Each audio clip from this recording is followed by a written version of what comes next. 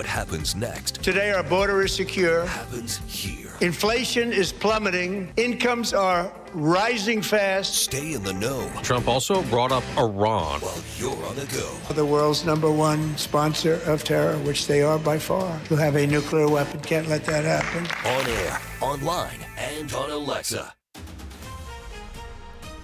In 2 minutes, lots of reaction to President Trump's State of the Union. We'll tell you what some Indiana lawmakers are saying, what the Indiana House was able to do about the Stadium Authority bill on Tuesday, how long a former Indy cop is getting behind bars, and could the Pacers and Hoosiers pick up wins last night on their home court? That and more coming up from the Dugan Air Heating and Cooling Mitsubishi Electric Studios. You're listening to 93 WIBC, WIBC HD1 Indianapolis. Time for Fox News. It's 9 o'clock. This is a Fox News alert. He took longer than ever to tell us the State of the Union is strong.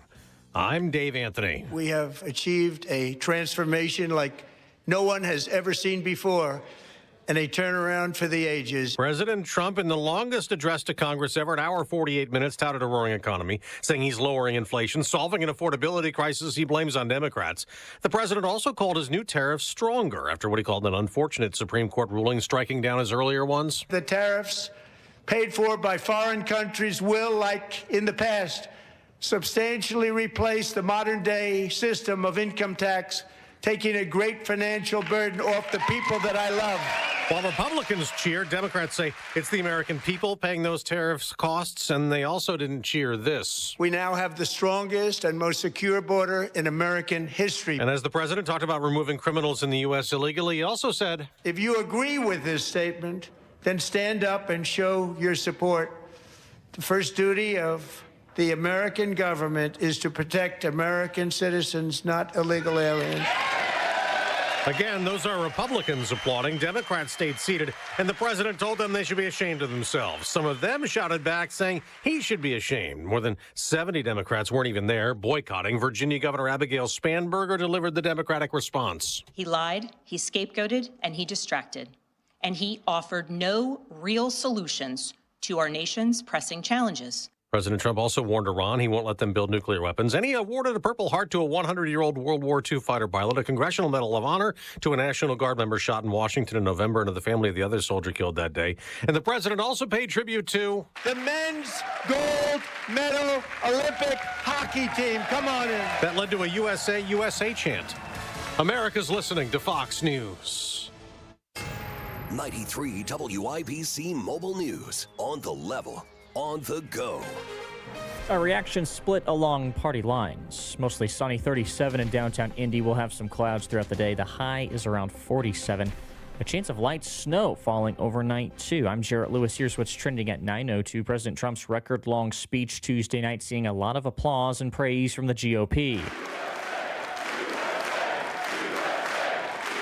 Trump spoke for about 1 hour and 48 minutes in front of Congress, hitting topics like border security, deportations, and the economy. Indiana Republicans like Senator Jim Banks and Representative Marlon Stutzman agree with the president that the state of our union is strong. They released their own statements after the address. On the other side, though, Indiana Democratic Party Chair Karen Talion says right now the country is a mess and everything is expensive because of President Trump and Republican leadership. Democrats also disagree with the actions of federal immigration enforcement. Dozens of them skipped out on the speech, including Indiana Democratic Congressman Andre Carson, who says President Trump's policies are failing Americans. The state of Indiana taking another step in bringing the Chicago Bears across state lines. Lawmakers in the House voted on Tuesday to advance a plan that would allow a new stadium to be built in Hammond if the team does decide to relocate. This investment will bring jobs, economic development, population growth, tourism, new tax revenue, and new businesses. Indiana House Speaker Todd Houston, the vote was 95-4. A former Indianapolis police officer is heading to prison for more than 70 years after he admitted to molesting a young girl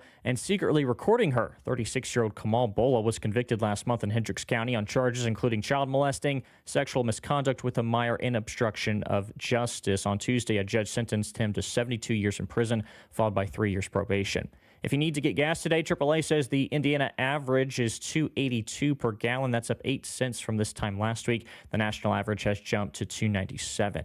The Indiana Pacers losing last night 135-114 to the Sixers, but it's head coach Rick Carlisle's comments before yesterday's game that are making some waves. He spoke to the Fan Morning Show on 107.5 about the league's $100,000 fine on the team for holding certain players out of games. We asked them if they wanted to talk to our doctors about it, because it's something that was documented by our doctors and trainers.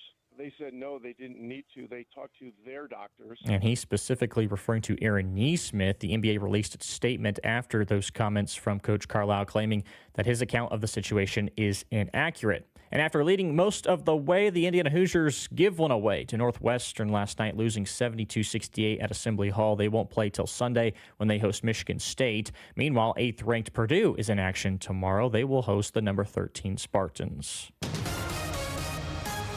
Here's a check of traffic this morning with Matt Bear. All right, Jared, looking at southbound 65 stop and go 86th Street 271st.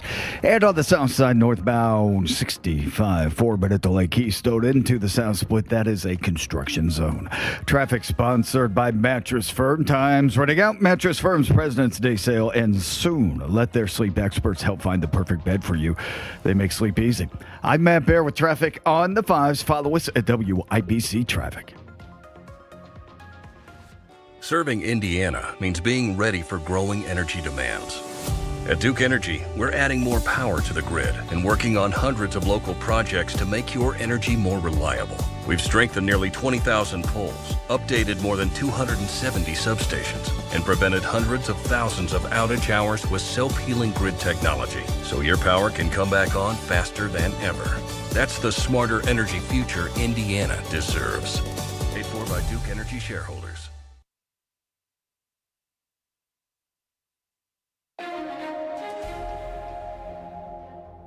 Here's the forecast from the American Standard Heating Weather Center. Partly cloudy to mostly sunny skies this afternoon. Breezy, but not too bad. Today's high 47. Mainly cloudy, a few light snow showers overnight. A low of 29. I'm Wish TV Storm Track 8 meteorologist Marcus Bailey, 93 WIBC. And I'm Jarrett Lewis on the level, on the go, and on WIBC.com.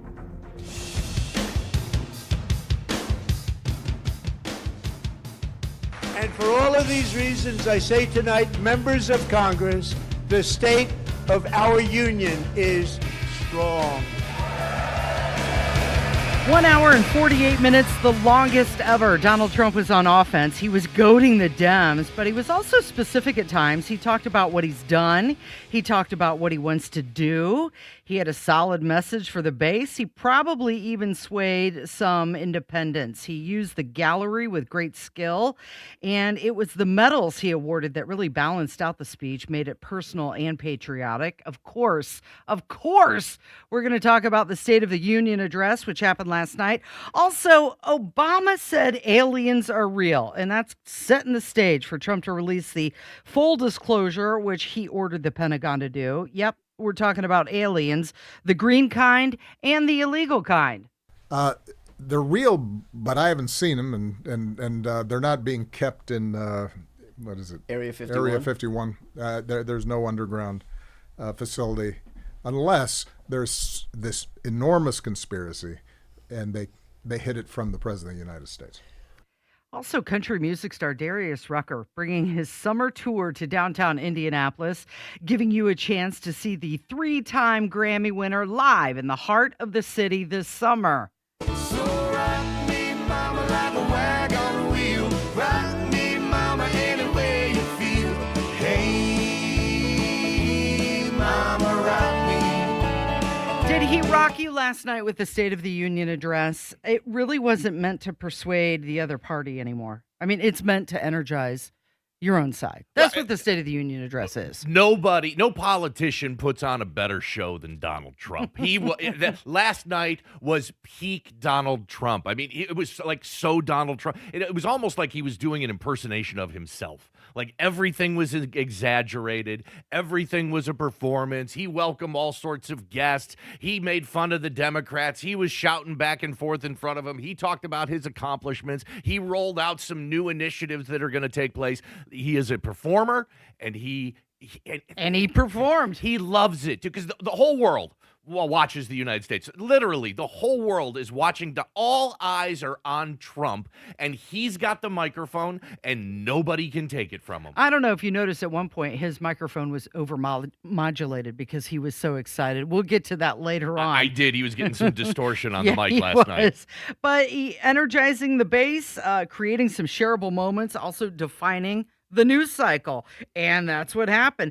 The opposition's party rebuttal, it felt like a parallel universe version of the same country. I mean, I don't know if you caught it, but they had dancing frogs at their Democrat party, what they were doing. Most Americans, of course, experience the State of the Union address through 20-second clips optimized by social media. If you weren't staying up late watching the whole 1 hour and 48 minutes, you're getting clips here and there. So let's discuss some of the key themes and claims. He talked about the economy, immigration and border, healthcare and drugs, election laws, and foreign policy. He honored heroes, Olympic athletes, and he was awarding medals of honor during this speech. Yeah. It did sound a bit like a game show at one point. Yeah, it kind of felt like The Price is Right there for a little bit. It was like, Erica Kirk, come on down. You're the next contestant on the State of the Union, U.S. men's hockey team. Come on down. You're the next contestant on my State of the Union. He did talk about the economy a lot. That's what people wanted to hear. And many people were saying, I wanted him to talk about that more. I wanted him to talk about that the whole time. He did mention it quite a bit. He said we're experiencing a turnaround for the ages. We have a roaring economy. He mentioned gasoline being below $2.30 in some states. He mentioned Iowa specifically. Wait, what states is it below $2.30? He mentioned Iowa. Well, it's definitely not the case here in Indiana. He said the stock market hit a 53 all-time record high in 1 year. 53 all-time records in 1 year. He said that we secured $18 trillion from all over the globe. He called us the hottest country anywhere in the world. 70,000 new construction jobs. He said oil production is up by more than 600,000 barrels a day, and that we received 80 million barrels of oil from Venezuela, and that we have more working Americans than any time in history. He also said the average 401k is up $30,000, and that we lifted 2.4 million Americans off of food stamps. Now, is all of that true? I don't know. No. Maybe it's true. Could be true. Possibly true. It's probably true. Yeah. Look, Trump has to do a little dancing when it comes to the economy, because we've got right now what we've talked about, and that is the K-shaped recovery. If you think of a capital K, there's two lines sticking out, and one is going up and one is going down. And for some people in this country, things are great. And other people in this country, a lot of people in this country, life is completely unaffordable. And so he has to do some dancing when it comes to the economy. Remember, the stock market is not the economy. That is not the economy. And I get why he focused on it so much. And he talked about how the records in the stock market and people's 401ks are up, and he rolled out a new 401k initiative that he wants to put forth last night. But we know the other side, and that is life is unaffordable for many Americans. Housing is completely unaffordable on every level. Energy prices are through the roof. Your natural gas and your electric bill has gone through the roof. Taxes are insane, especially when it comes to property taxes. Oh, yeah. And by the way, one of the reasons why gas isn't below $2.30 a gallon here in Indiana is because we have one of the highest gas taxes in the entire country, and awful roads to show for it. Yeah, life is unaffordable for people. So Donald Trump, he's telling you the story he wants you to hear when it comes to the economy, but there's a completely different story out there that's also taking place at the same time. Well, if you ask him, he has turned it around, and that's exactly how he started the speech last night. Thank you. Today, our border is secure. Our spirit is restored. Inflation is plummeting. Incomes are rising fast. The roaring economy is roaring like never before, and our enemies are scared. Our military and police are stacked, and America is respected again, perhaps like never before.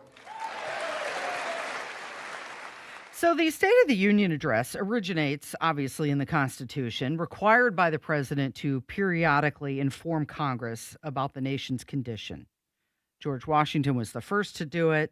You had Thomas Jefferson, who actually just wrote a letter, a written message. Sent him a book report. Hey, guys, Right. here it is. Don't bother me. I'm going over and taking a nap. Right. And then you had Woodrow Wilson, who revived it in person in 1913. And obviously, with the invention of the television broadcasting, expanded it to the national audience. And then you have people on the Democrat side who aren't even going. And here in Indianapolis, Andre Carson, he said he wasn't going to go. He said families are stretched thin by higher prices, communities are disturbed by fatal immigration enforcement tactics, and working people are watching the wealthiest Americans benefit while the middle class is left behind. He said he's not going to participate in this spectacle. Okay. So what are his answers to any of the problems? Literally, the Democrats had a party with dancing frogs. That is no joke. They have nothing to offer. All they're doing is shutting down the government and obstructing. And what were those dancing? I missed Spanberger's counter speech that she did. There were dancing frogs as Not part of it? with her. Okay. It was during the opposition parties. There were 4 different parties going on last night where the Democrats were showing up.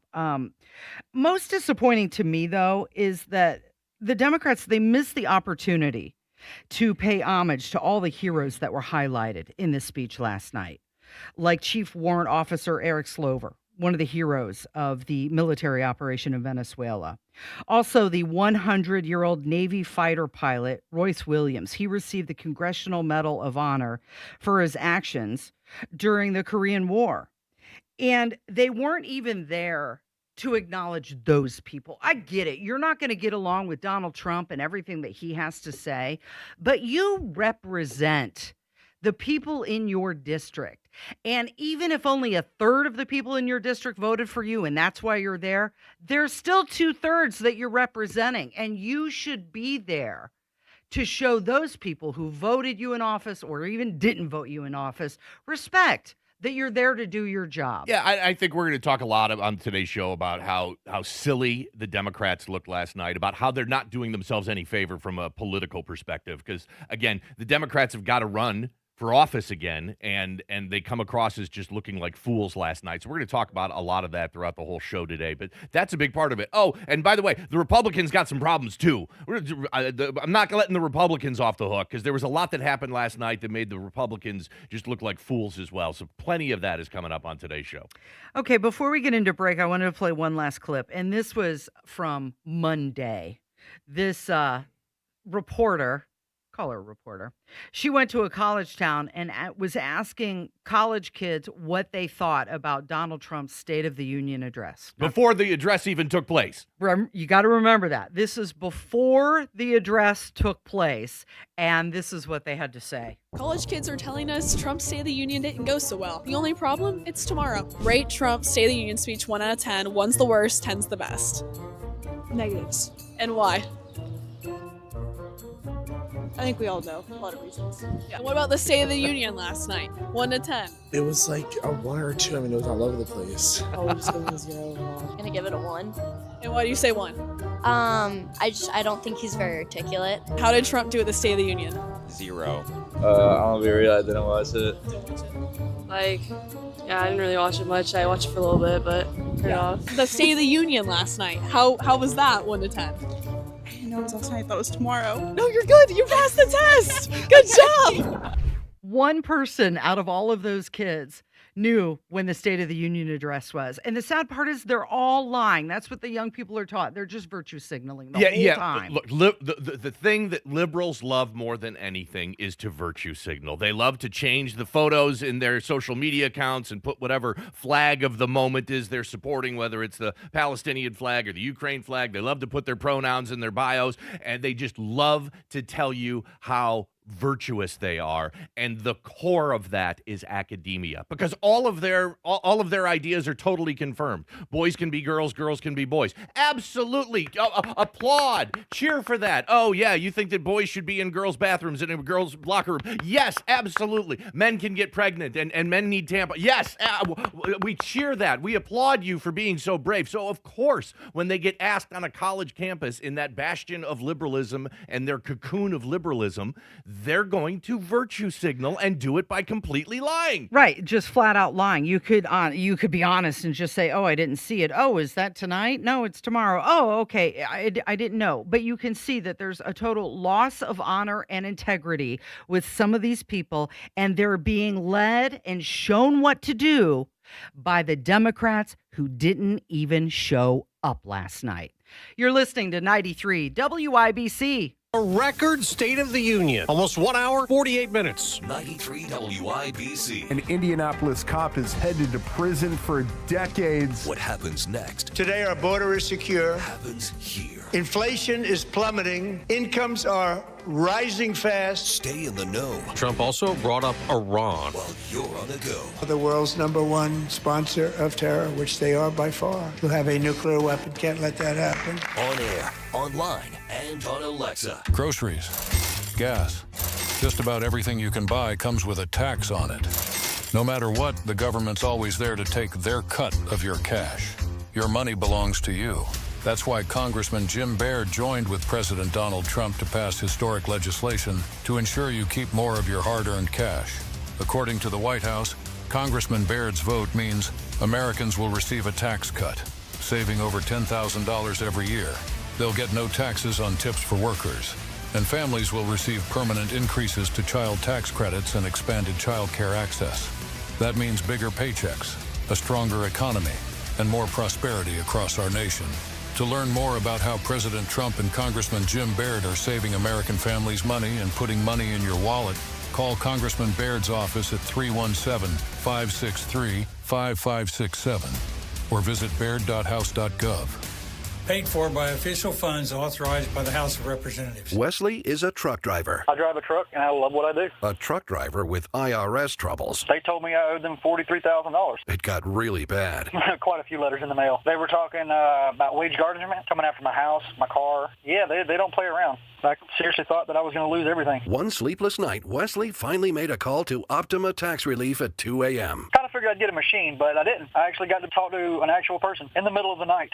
He found just what he was looking for. Oh, they were great people. You need a team of people that know what they're doing. Optima Tax, they know what they're doing. Optima Tax Relief came through with flying colors. I saved an incredible amount of money. Happy don't even come close. I was absolutely overjoyed. Take Wesley's advice. If you're in any kind of trouble with the IRS, call Optima Tax Relief. Don't trust anybody else. Call Optima for a free consultation. Call 800-598-4799. 800-598-4799. 800-598-4799. Optima Tax Relief. Some restrictions apply. For complete details, please visit OptimaTaxRelief.com. As proud sports medicine partners of the Indianapolis Indians, Butler University, Purdue University, and the Indiana Sports Corporation, Franciscan Health is here to keep our community moving.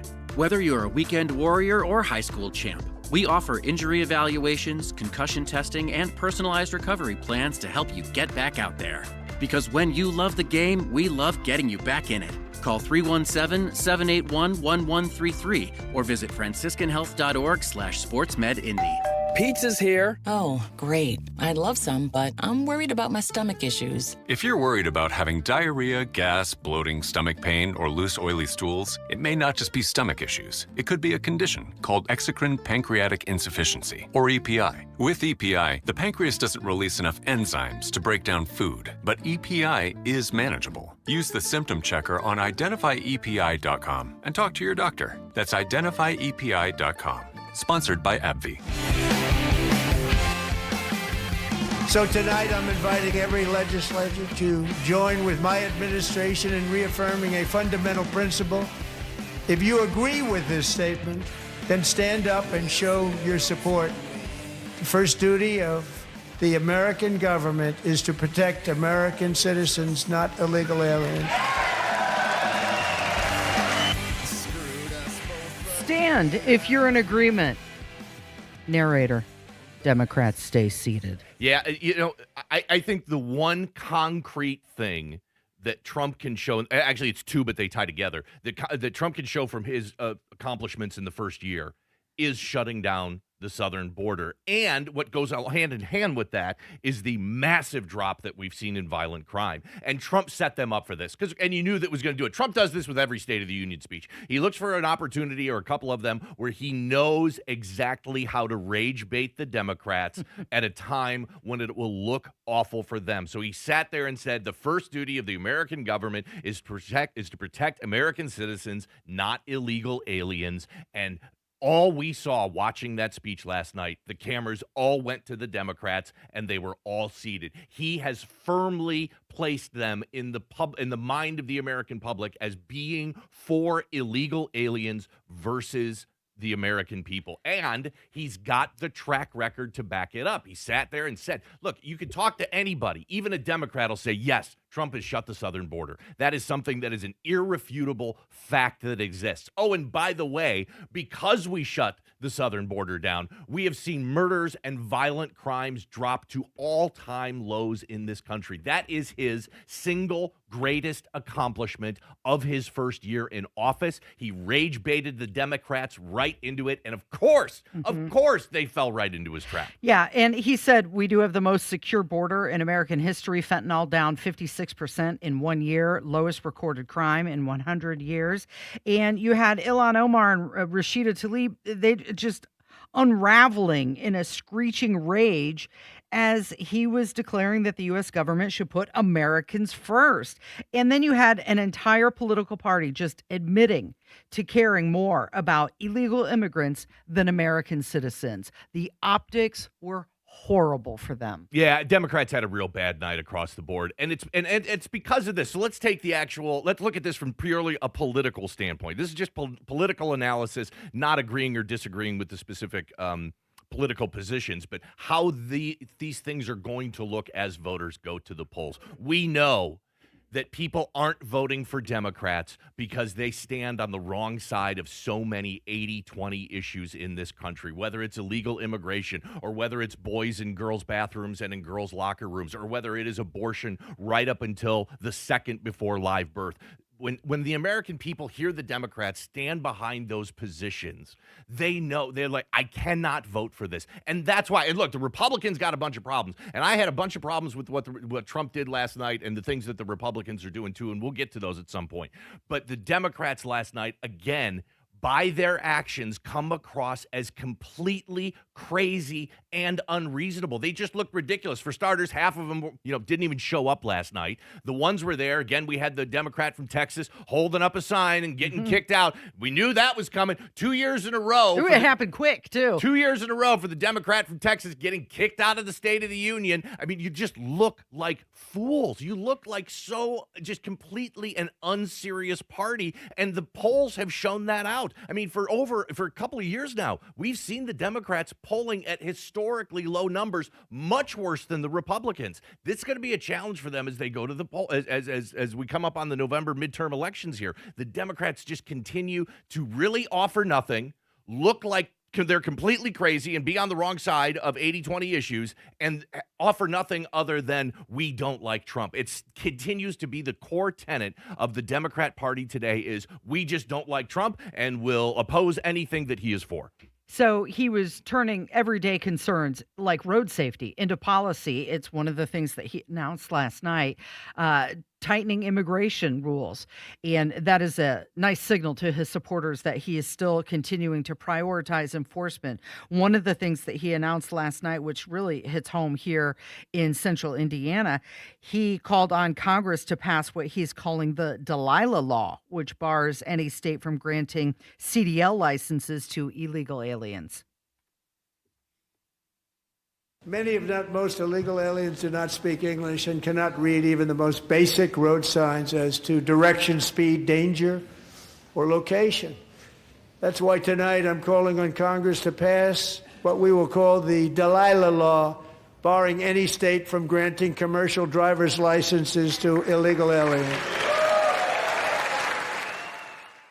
Yeah, especially here in the crossroads of America, you want to feel like you're safe on the road. You don't want to be grabbing that wheel every time you're driving by a semi. Yeah, and we've had 2 instances here just the last few weeks where illegal aliens have been driving in this state and have gotten into accidents that have killed Hoosiers. And so it certainly hits home today. Here's the problem I have with this. And look, Trump laid out a whole bunch of initiatives that he wants to do, and that's wonderful and fantastic.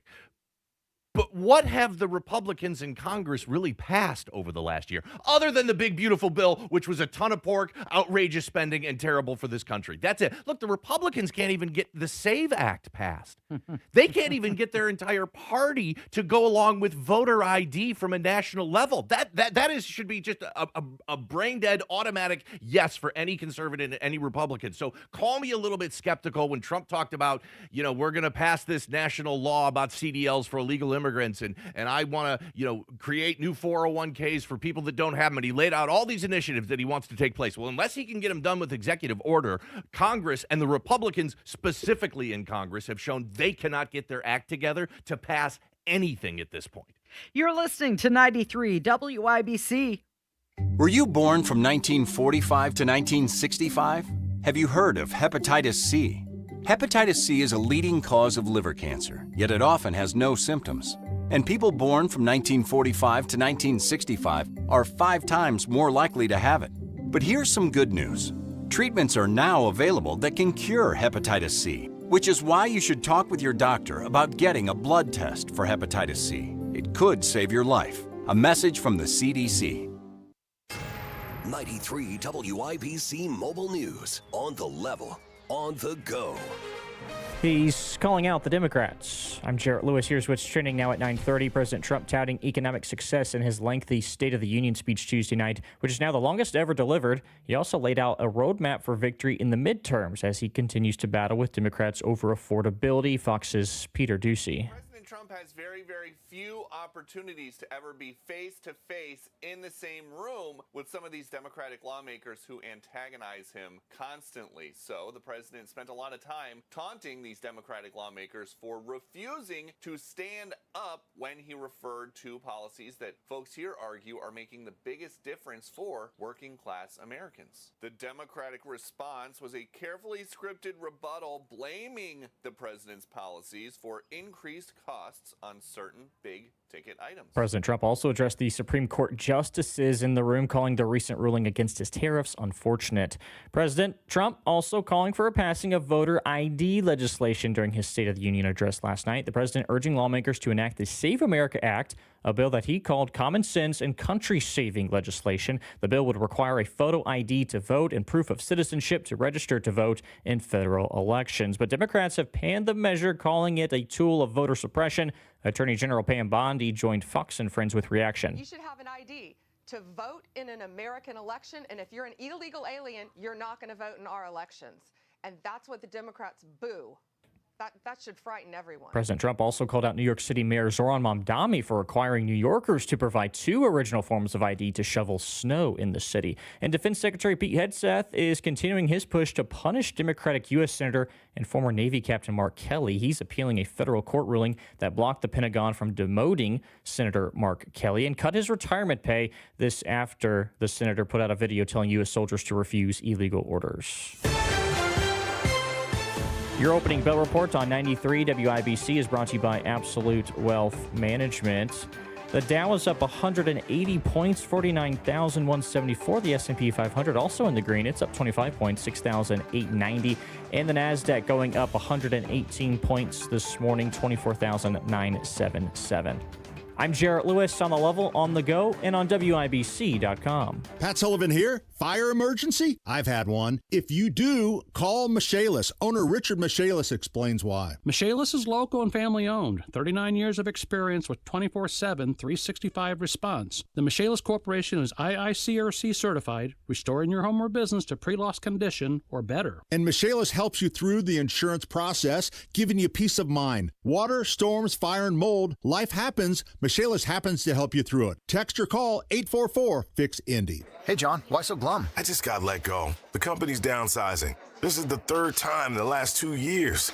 I'm done with this. Have you thought about My Computer Career? I've heard they can train you for a career in IT in just a few months, including cybersecurity and the basics of AI. And you don't need prior training or experience. Now that's a recession-resistant career. Wow, thanks. I'll check them out. Go to mycomputercareer.edu and take the free career evaluation. Mycomputercareer.edu, an Elite CompTIA certification partner. Financial aid is available to those who qualify, including VA benefits.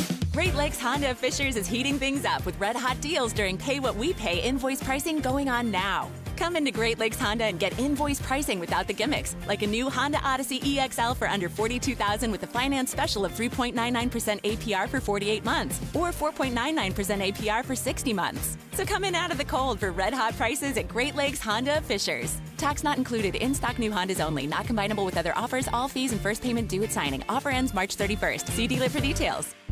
When the cold takes over, Bassett Services is the name you can trust to keep your home warm and safe. From furnace repairs to full system replacements, we provide reliable solutions with care and professionalism. For urgent repairs or routine maintenance, Bassett delivers service you can depend on. We've been the first call for heating and cooling in Indianapolis for decades, so sound the hound at BassettServices.com for all your heating needs.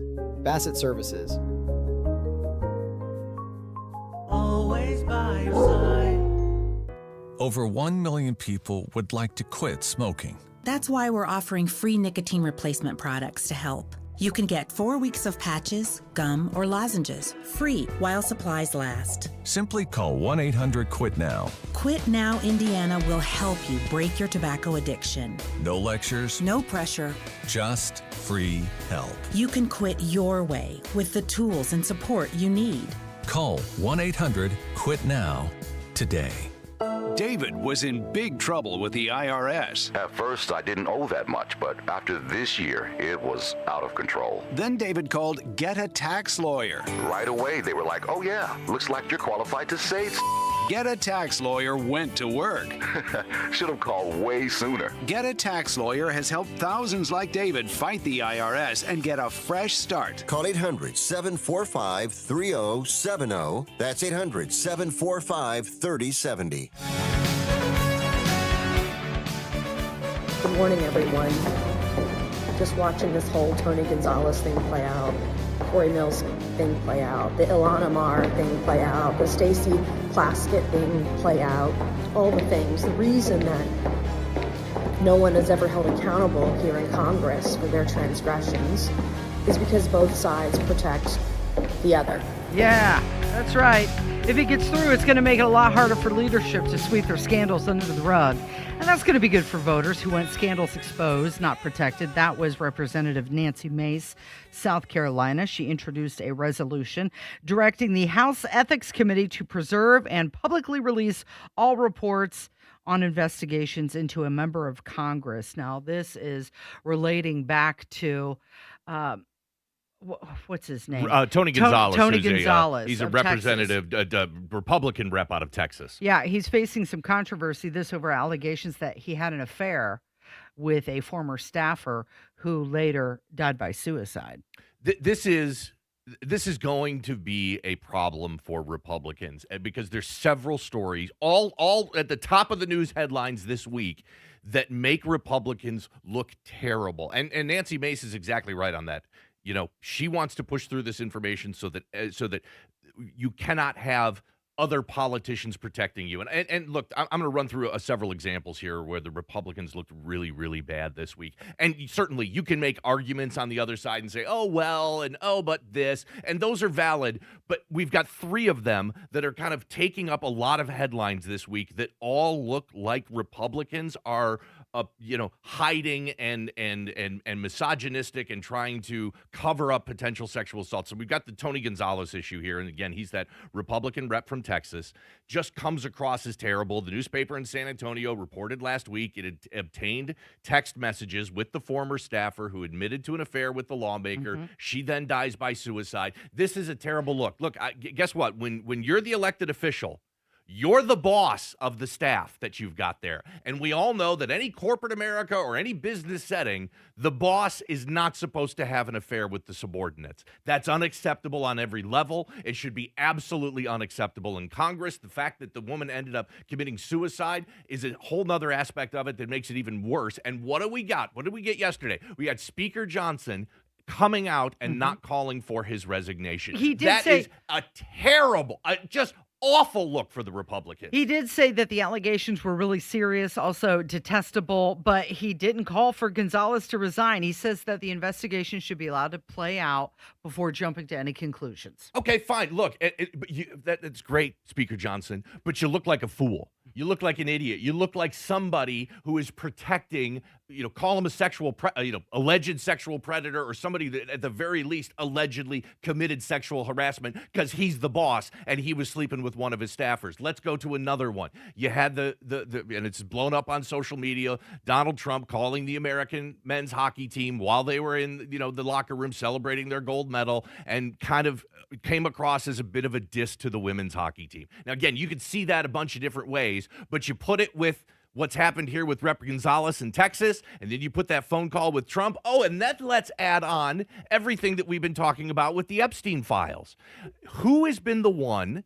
Again, Trump didn't want these released. It took a bipartisan effort by Thomas Massie, a Republican, and Ro Khanna, a Democrat, to force Congress. Congress didn't want to do this. They forced the issue. They forced Congress to vote on this. They forced Trump to reluctantly sign the law that forced the release of the Epstein files. And now we know they're heavily redacted in a lot of areas, and there's still 3.5 million files that haven't been released. And Pam Bondi has come out and said, nope. Not doing it. Not going to happen. I dare you. Make me. Those three overarching issues that come across as Republicans not only not caring about women, but protecting potential sexual predators who prey on women. It is a terrible look for the Republicans. It's something that they've got to stop and figure out a solution to, because going into these midterms, it is going to be a big problem for them. And it seems to just be getting worse. You'd hope it'd be getting better, but things just keep coming out, and it just keeps getting worse and worse and worse. Yeah, and Nancy Mace is not having any of it. Now, according to Grok, odds of this actually passing the House and forcing full public release of all the ethics records on any sexual harassment cases, under 5%. Yeah, and that's what I just talked about when we were talking about a minute ago with Donald Trump in the State of the Union. He laid out all these great things that he wants to do. And one of my favorites from last night was when he talked about stopping the insider trading within Congress, which, of course, the American people are like, yeah, how do we not already have a law on the books where members of Congress can't do insider trading because they get insider information all the time and are benefiting from it financially, massively. But what the funny thing was, that a moment... Elizabeth Warren actually applauded that, yeah, which but is surprising. It was a bunch of polite applause, like nothing else in the entire, either anything Trump said, either the Republicans were standing up and cheering or the Democrats were booing. But when it gets to, hey, you guys can't do insider trading anymore, they got polite golf claps across the board. That was all they got. Trump did make it a point to mention that the women's hockey team are going to be coming to the White House during the State of the Union address. And then you had Jack Hughes's mother actually coming out and saying, you know what, he really didn't mean anything negative by it. But you're right. A lot of women are very upset by the comments that Donald Trump said to the men's hockey team. And look, I think that issue specifically has been completely overblown, because you could have viewed that 100 different ways. And it's tough for me to be mad at those hockey players because they're in the moment, celebrating in the locker room. The president's on the phone. What are you going to all of a sudden, stop everything? Go, hey, stop, knock it off, Mr. President here. Let's be honest with this. But again, and I'm not talking about the validity of the specific issues. I'm talking about from a political analysis standpoint. Though it looked bad for Donald Trump and it looked bad for Republicans. What's going on with Rep. Gonzalez in Texas looks bad for Republicans. The failure to release all the Epstein files looks bad for Donald Trump and the Republicans. So there are a growing number of lawmakers, including Lauren Boebert and Anna Paulina Luna, Nancy Mace, Thomas Massie. They're all calling on Gonzalez to resign and drop out of his upcoming primary race over this. And then you had mentioned the insider trading thing. Here is Donald Trump with the State of the Union address calling out Nancy Pelosi, who wasn't even there. As we ensure that all Americans can profit from a rising stock market, let's also ensure that members of Congress cannot corruptly profit from using insider information.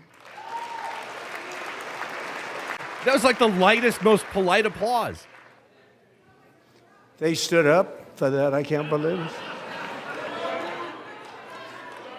I can't believe it. Did Nancy Pelosi stand up if she's here? Doubt it. Pass the Stop Insider Trading Act without delay.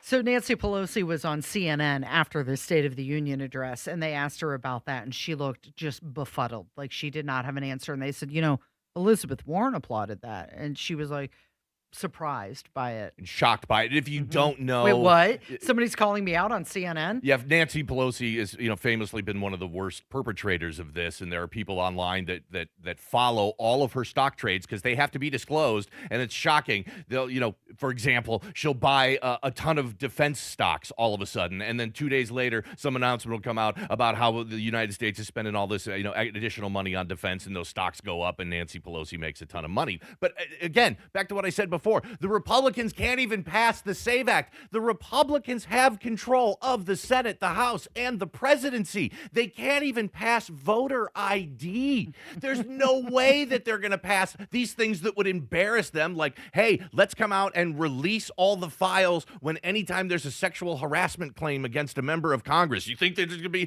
people lining up to vote to that? No, because it's going to embarrass the heck out of them. Well, you're right. I mean, many conservatives, they talk about due process and fairness before punishment, but the optics are terrible.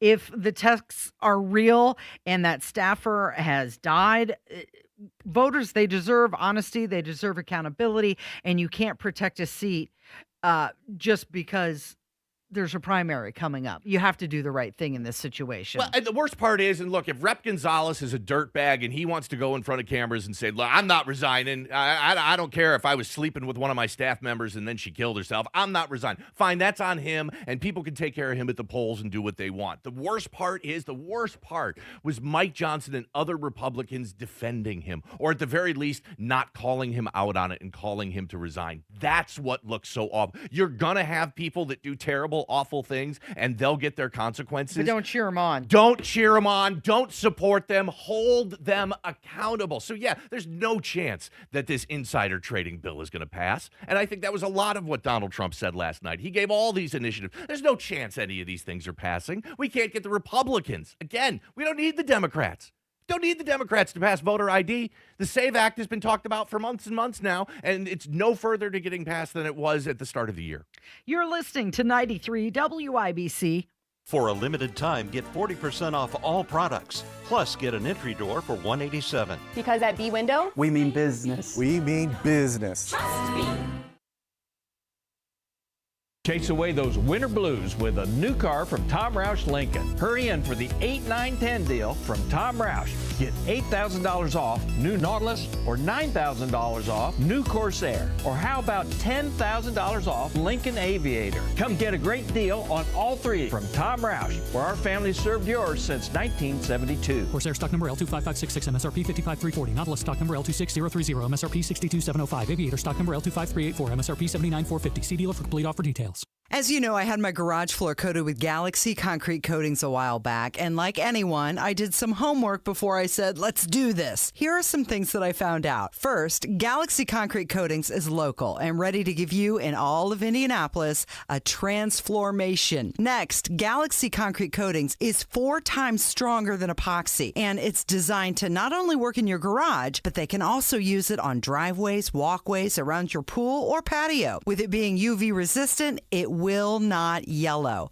Oh, and it's ready to go in 24 hours, so you can drive, walk, run, dance, splash on it right away. Now for my fun part. I got you 15% off. Just tell them when you call 317-343-0879 you want the Casey deal. You got to tell them the Casey deal for 15% off. And check out their site at galaxyconcretecoatings.com. They are truly out of this world. Serving Indiana means being ready for growing energy demands. At Duke Energy, we're adding more power to the grid and working on hundreds of local projects to make your energy more reliable. We've strengthened nearly 20,000 poles, updated more than 270 substations, and prevented hundreds of thousands of outage hours with self-healing grid technology, so your power can come back on faster than ever. That's the smarter energy future Indiana deserves. Paid for by by Duke Energy shareholders. Attention quality control personnel, plant managers, and sales representatives. Are you looking to work for a company that provides you with a great starting wage, outstanding benefits, and a generous retirement plan? Irving Materials Incorporated is hiring for these positions in the greater Indianapolis area. If you're a quality control technician, plant manager, or sales representative, IMI has opportunities available for you. To learn more, visit driveimi.com. driveimi.com. driveimi.com. I know that hiring can be challenging. You sort through tons of resumes and you get too many so-so applicants. You're just waiting for someone to match your role perfectly. Well, now, there's a place where you can meet them fast. ZipRecruiter. Need to hire right away. Start your search for strong candidates. The right fit awaits. Build your team. Build it sooner. Meet your match on ZipRecruiter. Just head to ZipRecruiter.com/free right now to try it for free. And you're on your way to meeting your match. 4 out of 5 employers who post on ZipRecruiter get a quality candidate within the first day. So try it now. Go to ZipRecruiter.com/free. Once again, that's ZipRecruiter.com/free. Meet your match on ZipRecruiter. Try it free. Listen to Hammer and Nigel all this week for your chance to win a pair of tickets to see Santana with the Doobie Brothers June 21st at Ruoff Music Center. Got a black magic woman.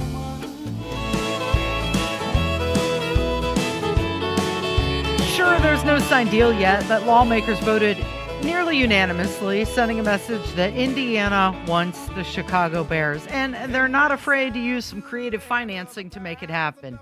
Creative financing being the key word there. So this happened yesterday, voting overwhelmingly, 95 in favor, 4 opposed. The Indiana House of Representatives approved Senate Bill 27, and that would set the stage for the Chicago Bears to come to Hammond. And now this is going to go back to the Senate, and if they approve it, it'll head to the governor's desk. Yeah, and more and more details keep coming out about this as this bill advances. And what I find the most interesting part of this is there seems to be a little bit of a funding gap. They'll tell you there isn't a little one. bit. Well, Indiana is going to contribute about $1 billion to this, and it's going to be done through these new use taxes that are lined out in this bill. And there's going to be a food and beverage tax, and it's estimated that'll earn about $10 million a year. And then there's going to be a hotel tax, and that'll be about another $5 or $10 million a year. And then there's going to be a tax on every ticket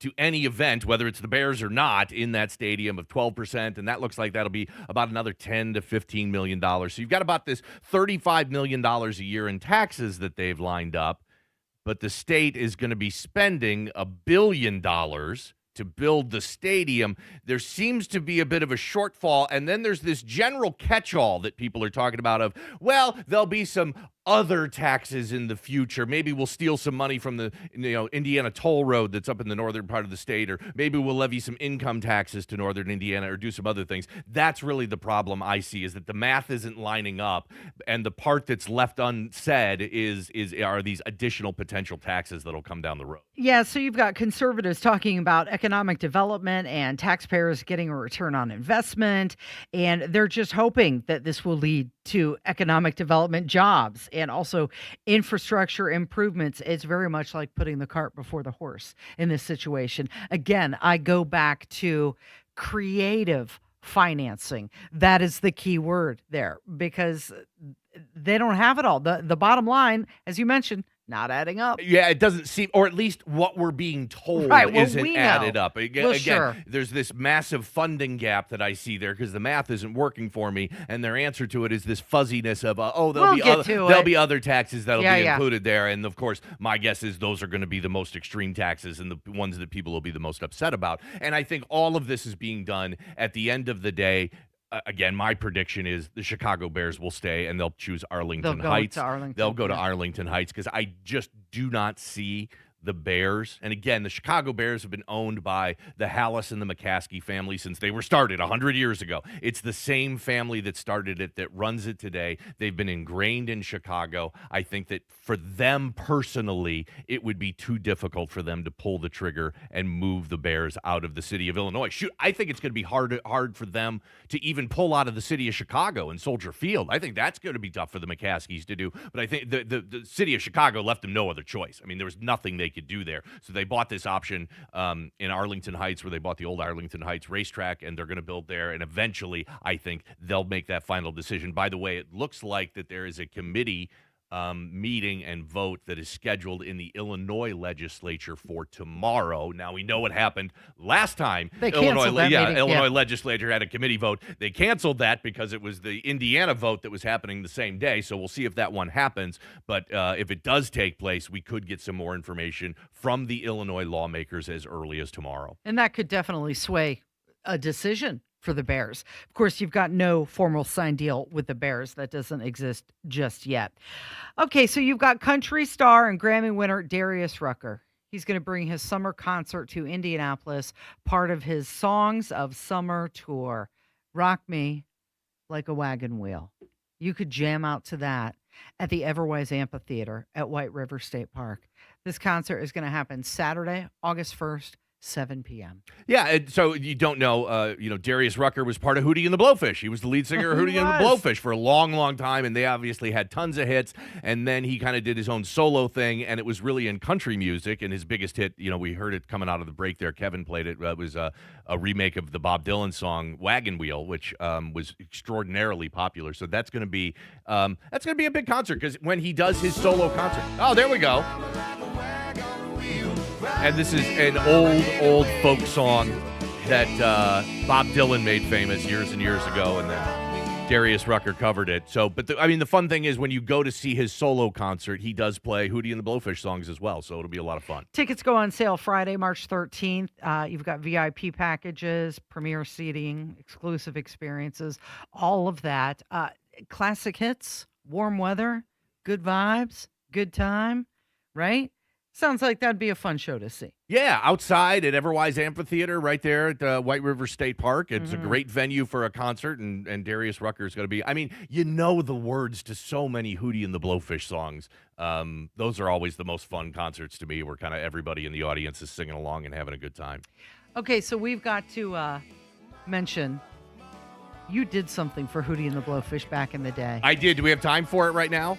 Real quick. So years ago when they first got big, we hosted a Hootie and the Blowfish concert, and we were talking with the band backstage, and they had just gotten a Sega Genesis, which was this early 90s, a video game system, and they couldn't figure out how to work it, so I had to go on their tour bus and hook up their Sega Genesis for them, which isn't that it. I have no musical talent whatsoever. The only reason I can hang out with some rock bands is if I'm doing their audio-visual work for them. Hootie and the Blowfish were able to game on their tour bus because of the They dude. were able to play John Madden football on Sega because I hooked them up for it. You're welcome, Hootie and the Blowfish. You're listening to 93 WIBC.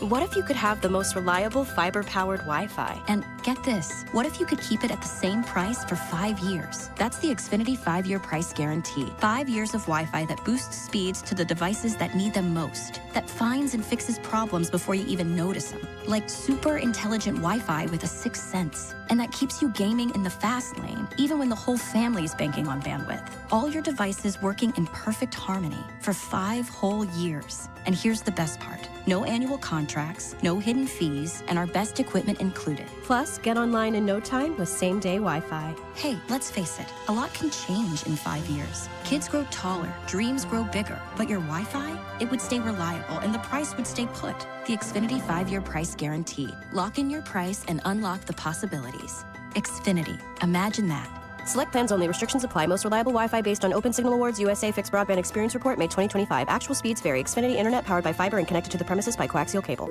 Time now for the Retirement Report with Casey Weed. Megan Mozak here with financial advisor Casey Weed, founder and CEO of Howard Bailey Financial. The big question for many of our listeners, Casey, as they approach retirement is, will I be okay in retirement?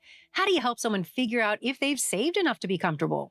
Well, Megan, there are many risks to your money, like market risk, healthcare costs, and taxes in retirement. Many people worry if they've saved enough. Strategies to help preserve your wealth can be more important than the dollar amount you actually saved for retirement. An analysis of your situation can help you get clarity today.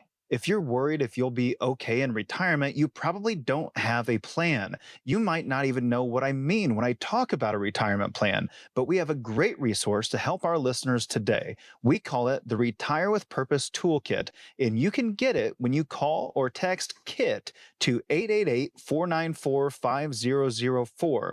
My team helped put this together just for you, and it's complimentary. The center of it is a copy of my latest book, Job Optional. It has chapters on everything from investments to Social Security to income planning. We also include guides on other big topics like long-term care and strategies for helping reduce your taxes. So if you want to get this information in your hands today, just call or text KIT to 888-494-5004. That's 888-494-5004. Take advantage of this offer and get your Retire with Purpose Toolkit today. Like Casey said, just text KIT to 888-494-5004. The team at Howard Bailey Financial will get your Retire with Purpose Toolkit to you right away.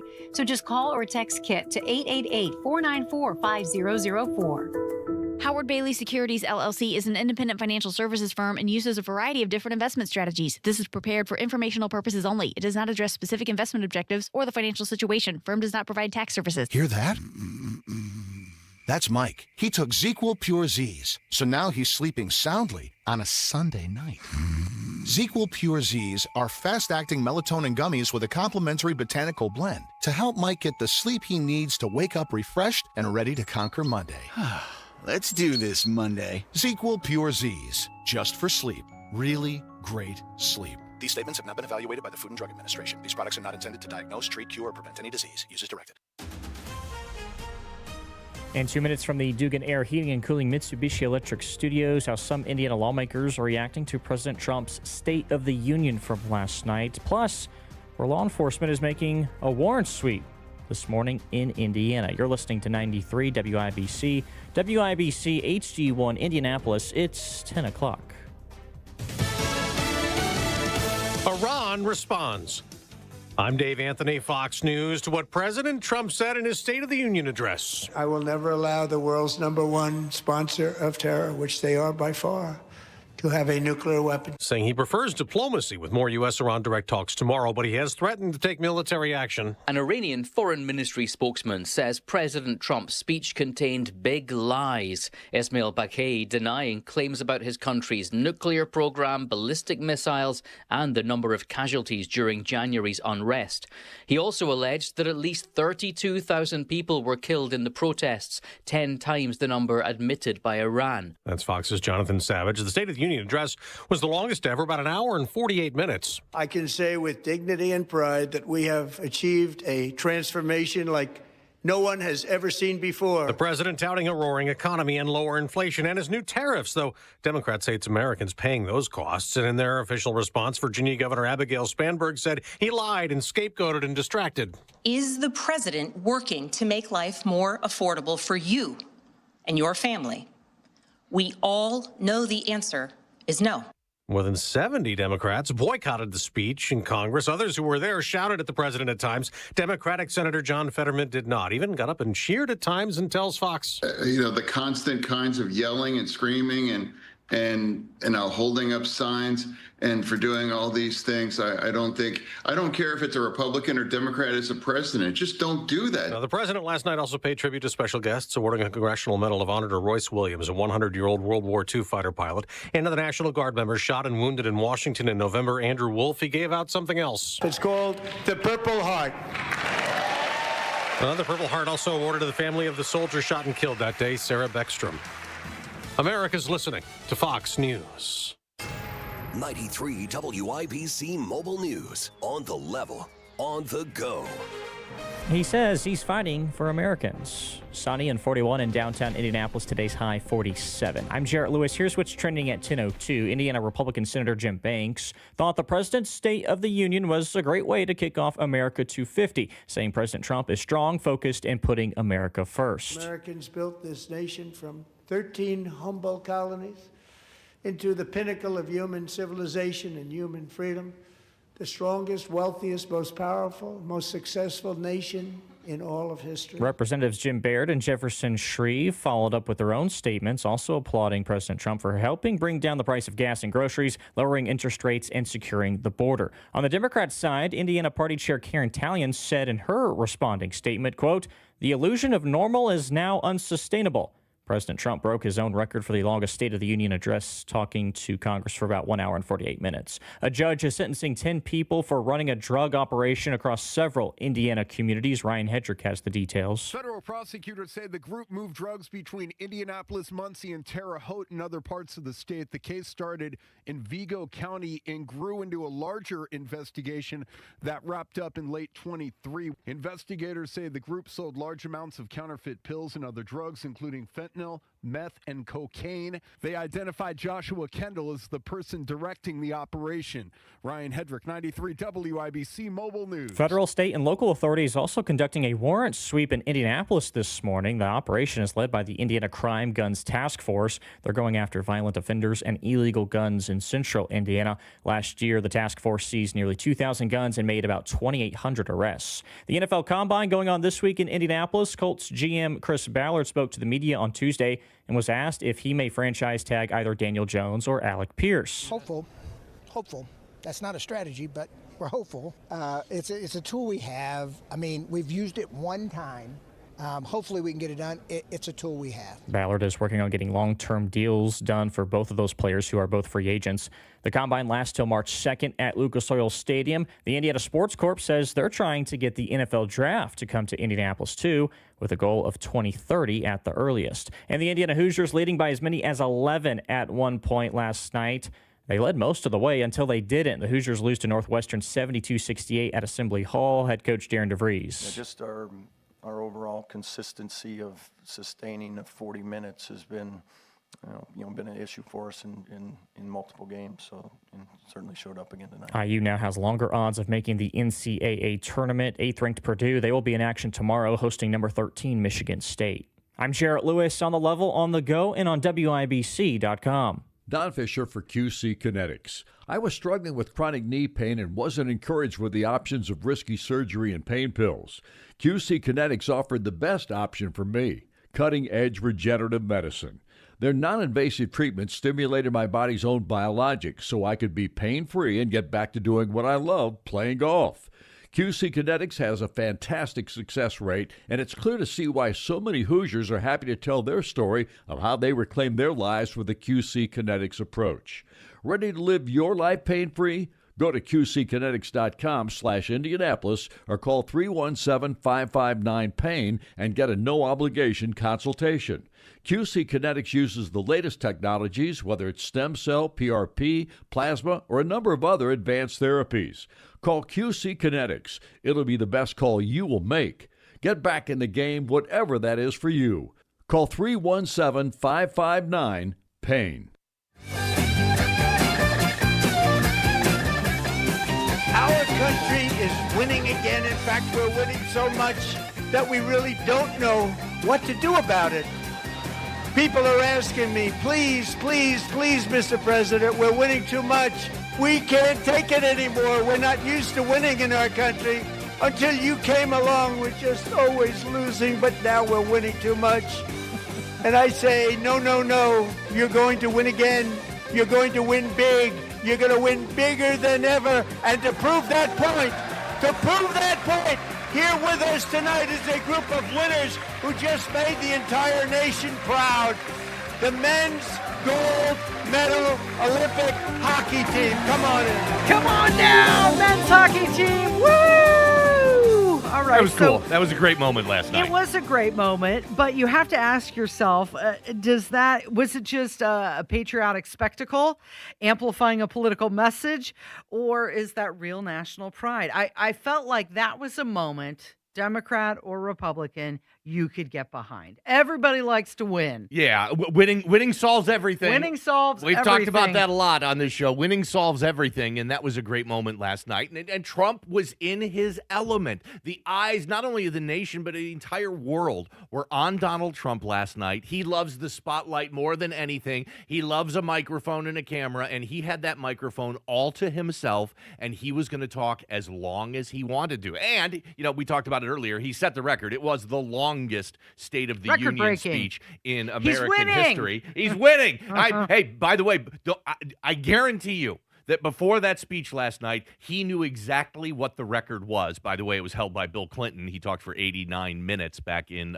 his last State of the Union speech in January of 2000. I guarantee you Donald Trump knew that record and how long it was, and he was going to go over. And he put on a show. It was entertaining. Didn't seem like an hour and 48 minutes or whatever it was because there was so much going on. And from a pure entertainment perspective, he put on an entertaining show last night. One thing he did mention was that Connor, the goalie from the United States men's hockey team, will receive the Presidential Medal of Freedom. He made over 40 saves during Team USA's win against Canada. But you're going to hear people say, oh, no, you know what? He should have been talking about the economy. I wanted to hear more about the economy. He did talk about the economy. You have to understand that when he talks about the cost of prescription and healthcare, that is your personal economy. It's all part of the message. But remember, last time Joe Biden had a State of the Union address? I actually don't. So it was jog my memory. incoherent. It was angry. It was divisive. He was coughing throughout the entire thing. He was mumbling through it. Yet the Democrat Party praised every single word of it. So you have to frame it that way when you hear people attacking Donald Trump today. He framed the U.S. as experiencing a turnaround for the ages. He emphasized economic growth and border security, and he highlighted some individual success stories. Of course, earlier in the day, before the State of the Union address, you had the U.S. men's hockey team in the Oval Office, and they put a gold medal around Donald Trump, and he was just loving every single minute of that. These are the U.S. team that won the gold medal, and I got myself one great Secretary of Defense, the goalie. Hegseth is not happy to hear this. So we had a little bit of fun, and I saw an interview with some of the hockey players, and they were saying that, well, we don't know exactly what we can say is going to happen. So they knew that they were going to come on down. Here's the men's hockey team. Right. It was a good moment last night, and Donald Trump put on a show, and it was good to see the men's hockey team in there in the Oval Office, and, one of the players put the medal around Trump's neck, and that was a lot of fun. And you're right, Donald Trump running down his, huge list of accomplishments that he has, even though some of them maybe weren't real accomplishments, and he ran down his huge laundry list of things that he's going to do going forward, even though the vast majority of them require Congress to actually pass a bill, and the Republicans can't even get voter ID and the SAVE Act passed right now. But ultimately, at the end of the day last night, it was a show that he was putting on, and that's what Donald Trump does best. He puts on a show. So you had 72, was it 72, 70? The number fluctuates. I've seen of Democrats that didn't show up. Right, who were boycotting the State of the Union address. Yeah, it was a bunch. It was a bunch. It was more than what should have been, right? Including Andre Carson from Indiana's 7th District. And he said that he wasn't going to be attending the State of the Union because he didn't want to help fill the audience to create an impression that he supports Trump's failed policies. And here's the thing with that. He sits there for me. Right. He's my rep. That's our district. He should be there for me because whether I agree with Donald Trump or whether I agree with Andre Carson, he's paid for by me. He gets his salary from me. So I expect him as a taxpayer to show up at the State of the Union address and represent me. Even if he doesn't want to. Look, we've all got parts of our jobs that we really don't like and we really don't like to do, but our boss makes us do it. So we're Andre Carson's boss. If you live and vote in the 7th District in Indianapolis, we're his boss, and we got to make him do his job. It was a terrible look. Oh, by the way, way, it's in the Constitution. It says the president will keep the Congress updated on it, and you couldn't get your butt out there to sit for 90 minutes in your chair and listen to the president speak, even if you didn't want to hear him speak, and even if you thought it was a bunch of BS. Even if there are parts of your job you don't like, you got to suck it up, rub some dirt on it, and get in there and do your job. Andre Carson and 70-some whatever Democrats didn't do their jobs last night. So he was talking a lot about economic wins, even though people will be saying, oh, he didn't talk about the economy enough. In Donald Trump's mind, it seems like the economy means the stock market. He mentioned that. He also mentioned tariffs and all of the money that the U.S. has secured. And here he is talking about, well, at one point, did you see him looking at the Supreme Court justices that were there? Oh, the four yeah, of them course. that were there. Yeah, bad timing for them to rule against Donald Trump earlier this week. You knew he was going to give them the business during the speech last night. Shaming them right in front of everybody. But here he is talking about how he thinks that the tariffs are going to replace the income tax. It's already time-tested and approved. And as time goes by, I believe the tariffs paid for by foreign countries will, like in the past, substantially replace the modern-day system of income tax, taking a great financial burden off the people that I love. So he talked about the tariffs, the great healthcare plan, most favored nation agreements, also the ratepayer protection pledge. He mentioned that, which would have tech companies provide their own power needs for AI data centers so that American prices, the price, your electricity bill won't be going up. Now, will that actually happen? Who knows? But it was good to hear him actually acknowledge that concern and talk about it. Well, he knows that data centers are a big thorny issue right now. And of course, Republicans are always pro-business, always pro-business, always pro-business. But the problem is Republicans right now have gone so far to the pro-business side in situations where the pro-business is actually anti-citizen, anti-consumer, anti-American. And so Donald Trump certainly recognizes that there's an outrage and a groundswell in this country against data centers. And of course, he's going to bring it up in the State of the Union speech. And that absolutely has no chance of passing whatsoever. Probably not, but my ears definitely perked up because we know here in Indiana, we're dealing with data centers popping up everywhere. Here he is talking about the ratepayer protection pledge. Many Americans are also concerned that energy demand from AI data centers could unfairly drive up their electric utility bills.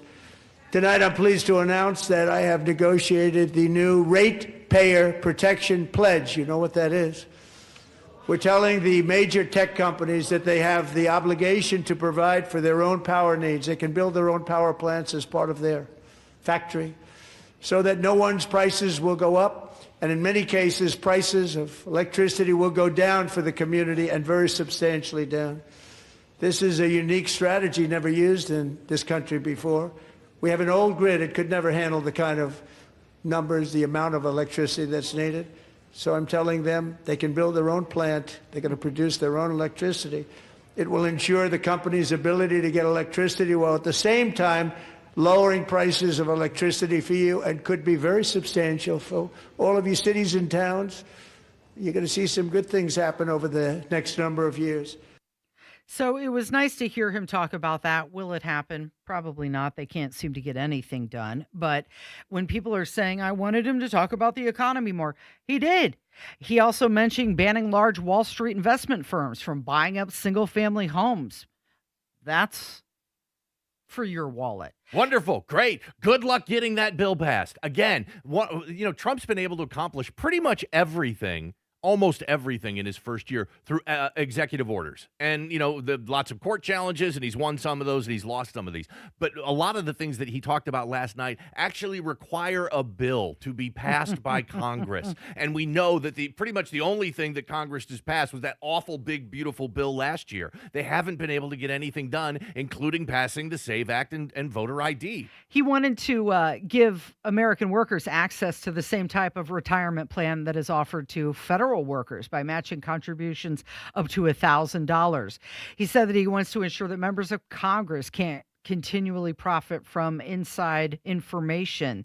He announced the war on fraud, led by Vice President Vance. And you also had Brad Gerstner there. He was mentioned during the State of the Union address. Of course, Indiana Hoosier native who is helping to invest in Trump accounts. So I think when you look at the big picture, there was more talk about the economy. Sure, he mentioned all the other stuff. He mentioned immigration. He mentioned foreign policy.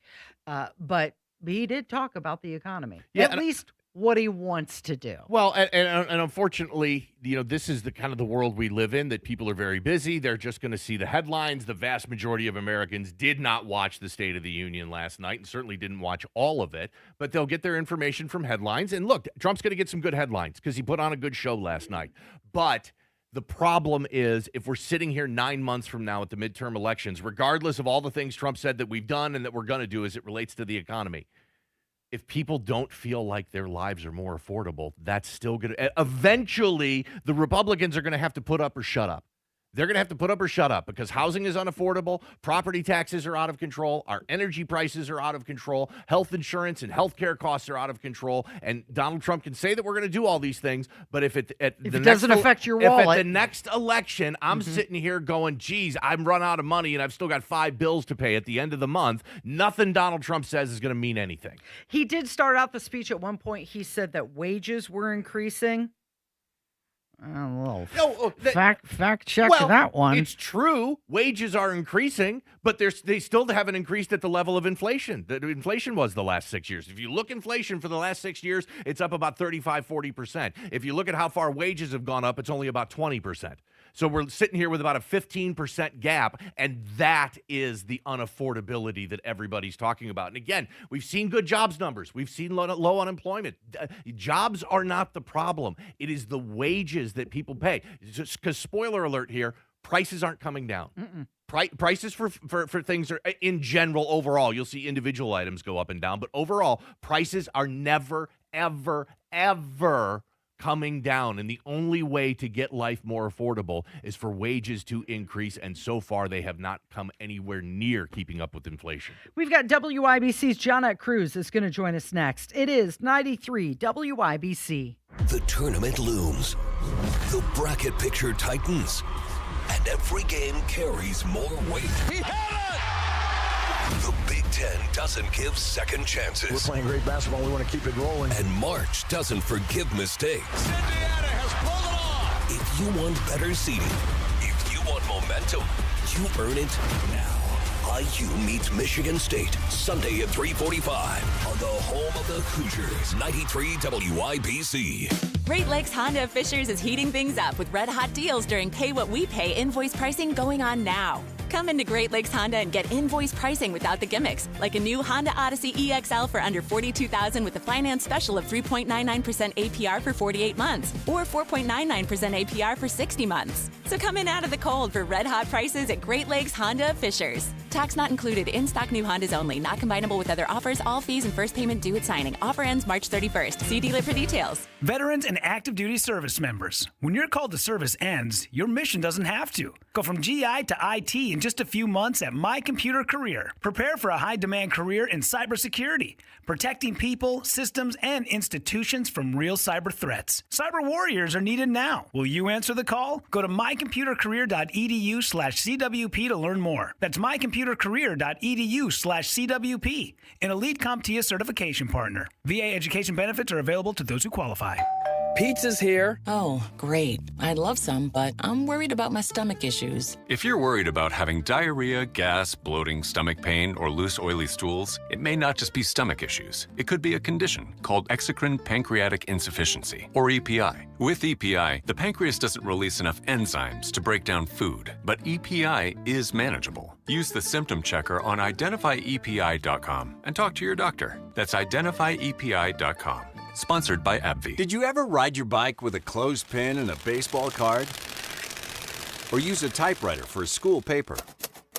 Then here's a timely alert. Americans born from 1945 to 1965 are 5 times more likely to have hepatitis C, which often has no symptoms, but is a leading cause of liver cancer. The good news? Treatments are available that can cure hepatitis C. Talk with your doctor about getting a blood test for hepatitis C. Know for sure. A message from the CDC. For a limited time, get 40% off all products. Plus, get an entry door for $187. Because at B-Window, we mean business. We mean business. Trust me. Well, she's bright-eyed and bushy-tailed because she did not stay up until midnight watching the president and the State of the Union address. We have WIBC's Johnette Cruz from the WIBC newsroom joining us in the studio. Hey, good morning. Good morning. Thank you for coming in. You put out a story just a little while ago that we definitely have to get into. There's a local family speaking out about an encounter they had at the Walmart Saturday night? Yes, the Walmart on State Road 135 in Greenwood. Say more words. What's going on? So I actually came across this video on TikTok. The daughter made a video about it, and then I got tagged in it a few times. So I contacted the daughter, got in touch with the mother. The family wants to remain anonymous and not, use their names or anything, but they were shopping Saturday night. The daughter and a friend were in their vehicle. The rest of the family was in Walmart checking out. They were in the vehicle. She, all of a sudden, like somebody tried to pull the door. Oh. She at first thought it was her mom, finishing up family shopping. Member. She turned around and it was a man trying to get into the vehicle. And so she pulled the door, locked it, and said, "You have the wrong car."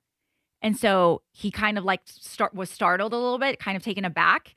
And then he walked away. He got into a gray SUV, but they actually have a Chevy Malibu. After he got into the gray SUV, he started to circle the parking lot multiple times, circling with where they were located. They both got spooked, left the vehicle, ran into Walmart, found the mom. Mm-hmm. She was checking out at the time. Mm-hmm. The mom then went to go find management at Walmart to tell them what was going on.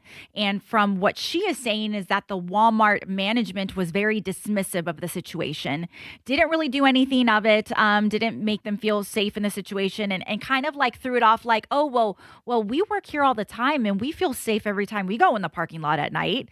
So it was very dismissive how they did that. So then I went ahead and contacted Walmart myself last night, and the manager on duty was not on duty Saturday evening, but she did say that Walmart has a very strict policy in speaking with the media and would not confirm nor deny anything and would not comment. Yeah, the manager wasn't going to be very helpful. Not at all.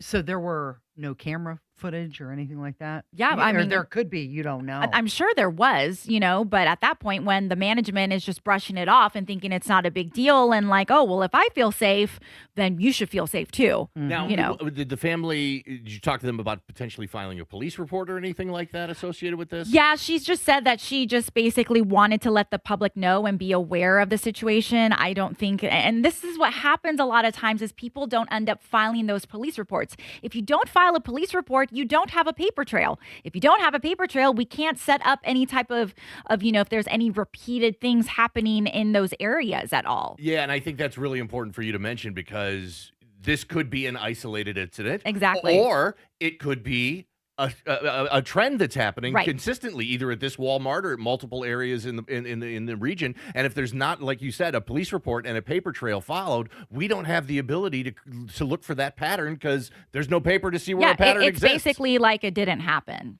Oh, that's WIBC's Johnette Cruz is joining us. Were there any witnesses? Did they say, did anybody else? Well, in the she parking was lot with see? she was with a friend. So both of them witnessed it. They didn't say or specify if there was anybody else that saw the vehicle, trailing around and going in circles. You had mentioned they put it on TikTok. Yes. What was the point of putting it? Was it just a warning? Yes, for she just friends? wanted to let people know, people of her age, because she is a teenager, that this happened to me. And if you are shopping, if you're out in the evening hours, to really be aware of your surroundings and to watch out for yourself. Were the girls able to, they knew the make and model of the car and the color, yes. Mm-hmm. right? Did they get the license plate or anything No, like she that? told me she did not get the license plate. Gosh, you know what?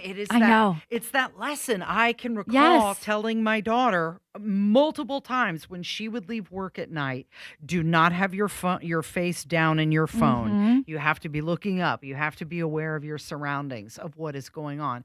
Pay attention to colors and numbers. And then I also think when you're in that descriptions. situation, Yes. you don't even think about it. Like their first thought was, let me get out of the car and go run to my mom. Mm-hmm. Where in actuality, you probably just wanted to stay in the car, because if he was circling the parking lot, you have no idea, like, does he have another car? Does he have other people with him? Are they casing the area? I just think it's kind of like the fight or flight mode type deal that you end up dealing with in those type of situations. So nothing more from Walmart. Nothing at all. Security or anything No, like that. nothing. They're not Mm-mm. changing. Okay. All right. Now you've got another story. And what was this last one? It was about. It was the apartment rentals. Yeah, the rental safety, the collapse of so, Indiana rental safety. You can find all of this at WIBC.com, by the way. Yes, absolutely. I have been working on the market of apartment rentals and communities for the last 5 months, and it spun off of people sending me DMs, and originally started when I reported about how Todd Rokita filed a lawsuit against Lake Castleton Apartments. And then from there, I started getting all of these stories about how awful some of these communities are, whether they are luxury communities and you're paying a high price rent or high price point for an amazing space, or if it's coming from a subsidized housing unit. And so from there, I ended up compiling a list of about 180 different apartment communities around the state That's that a had lot. mice infestations, roaches. Ew. You had no air, no heat, walls coming down, holes in the ceiling. I have pictures of all of this stuff. And so I decided to just put together a spreadsheet. People are now messaging me on TikTok Telling for the you to spreadsheet add their. and add, yes. Yeah. And so I've added them, and then I will email them the spreadsheet. I basically, it was like essentially my own study. And then I looked into obviously what IHA has been doing and how they're trying to good Lord, that place is a mess. I think right now with everything going on. And so I shared my information with Todd Rokita's office. And then I also spoke What did with they somebody. say? Did they give you a response? Yeah, they did say that they couldn't, on the record, tell me specific things. However, they did say that there are... We're aware of the problem and we're working on it. Correct. We're aware of the problem. We're working on it. And there are multiple places we are currently looking into, but we can't specifically comment because we're currently investigating Have it you right now. been in contact with any health departments or code enforcement officials? I have not. I know one of the things is to say, obviously report a complaint over to the Marion County Health Department or whatever your health department is. Also with Fair Housing as well. Fair Housing actually did contact me, but they actually wanted to know where my study came from. And I was like, it was from me. From me. Right. I did this. I'm the one speaking with hundreds of people on social media. And It's isn't me. it amazing? You put one out there and that makes everybody else a little braver. Yes, exactly. So to that point, where can people find you? I want to make sure that you're getting all this great information from the public. What's the best way for them to get a hold of you? All over social media, my handle is the Johnette Cruz. So just go ahead and follow me there. I'm on Facebook. I'm on X, Instagram, TikTok. All the platforms. All the platforms. I also have a website. It's just JohnetteCruz.com. What are you working on right now? So I'm working on 2 different prison stories. One is Westville, which is out of Northwest Indiana. That is a huge, complete mess over there, and I have pictures of the conditions of it. And so I have somebody working they put together essentially a GoFundMe, kind of like a change.org, where they're trying to say like, okay, these people are humans and they deserve some type of humane living regardless of their circumstances. So I'm digging into that a little bit. I also have a testimonial from somebody who used to work at the Miami County Correctional Facility. And Really? that is that's On a the doozy. record. On the record. I Wow. have it all, and that'll Okay. be released early next week. Yeah, that'll be something to look Yes. forward to. All right, doing a great job. Johnette Cruz, you can find her over at WIBC.com. This is 93 WIBC. 93 WIBC Mobile News. On the level, on the go. Wanting his party to respect the president. Mostly sunny, 42 now in Indy. We'll get up to 47 for a high. I'm Jarrett Lewis. It's 10:30. Several Democratic officials choosing to boycott President Trump's State of the Union address Tuesday night, instead opting to attend other events in D.C. One official that did attend the president's speech was Pennsylvania Senator John Fetterman, telling Fox's America's Newsroom he's disappointed in those who chose not to attend the address and argues both parties should respect the office of the presidency regardless of who's in it. The constant kinds of yelling and screaming and holding up signs and for doing all these things, I don't care if it's a Republican or Democrat as a president. Just don't do that. Don't do that. Respect the office, regardless who's in that. President Trump blamed Democratic policies for many of the issues the U.S. currently faces and insisted they are destroying the country. Democrats, however, claim it's the president's policies that are affecting most Americans. President Trump doubling down in his State of the Union speech last night that Iran cannot have nuclear weapons as part of any deal with the U.S. This as both sides are set to resume nuclear talks tomorrow. Senate Majority Leader John Thune was asked on Fox's America's Newsroom if the U.S. could potentially go to war with Iran. I mean, we cannot abide, we cannot tolerate a nuclear Iran. He made that clear in his speech last night. I think that's something, I hope at least, that a big majority of Americans agree with. Iran's deputy foreign minister insists that his country will do whatever it takes to reach a deal, but says that if there is an attack, that they will respond according to our defense plans. Microsoft founder Bill Gates is apologizing this week for his association with Jeffrey Epstein. That came during a scheduled town hall event with Gates Foundation employees. He claims, though, he never saw anything illicit or visited Epstein's private island. And the Rock and Roll Hall of Fame is announcing its 2026 nominees, a diverse class of 17 artists, which include Phil Collins, Oasis, Mariah Carey, Billy Idol, and Shakira. I'm Jarrett Lewis on The Level, on the go, and on WIBC.com. Your heat seems to be running a lot more than it should. You might be surprised to learn it's because the insulation in your windows has failed. Talk to the pros at Window Nation and get new windows with big savings during Window Nation's Buy 4 Windows, Get 4 free sale. Plus, you could get them 0 down, 0 monthly payments, and 0 interest for 2 years.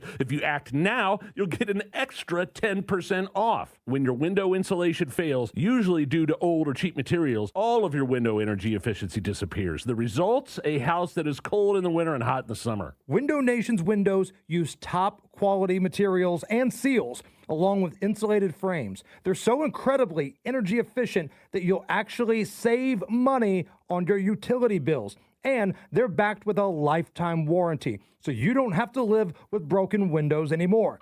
Don't wait. Put an end to your window problems. Take advantage of Window Nation's Buy 4 Windows, Get 4 for free sale and get an extra 10% off. Visit windownation.com for a free consultation. Hey, what's going on? It's Hammer from the Hammer and Nigel show. And I'm not going to lie to you. I needed help. I got a bald spot in the back of my head, and it's embarrassing. I see it when I'm on television. I see it when I'm on the YouTube channel. So I decided to reach out for help. And my friends at We Grow Hair Indie decided to help me out here.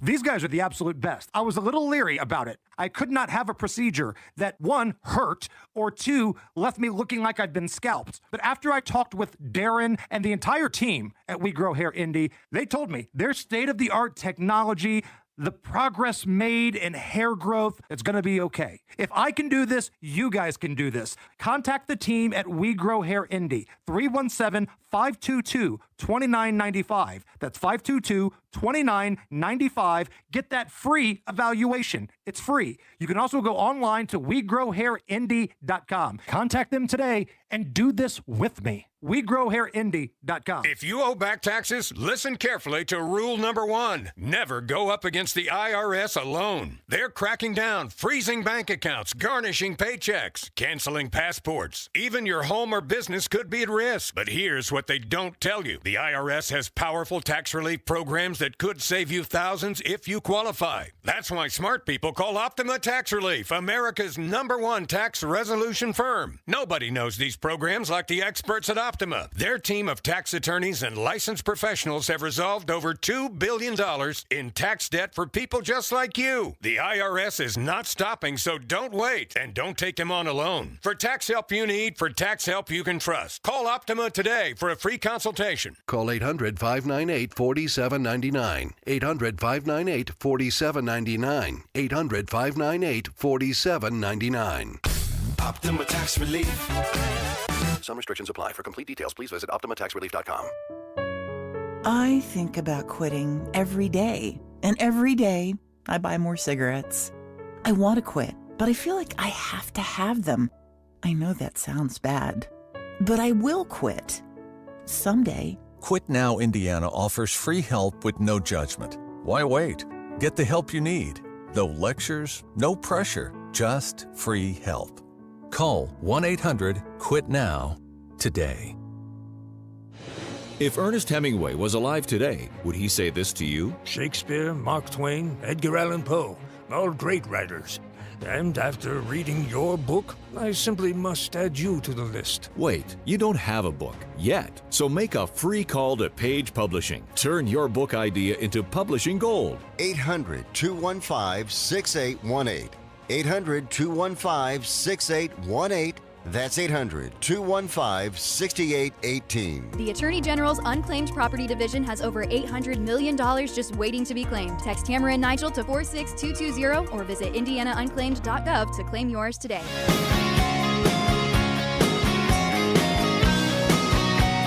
By headline measures like inflation and unemployment, some economic indicators, they look relatively healthy, but many Americans still feeling squeezed, especially by everyday costs. And there is a disconnect between official stats and household experience. And there was a new study done, and they put out 3 charts. And what the charts said was that there are affordability issues that Americans worry about the most.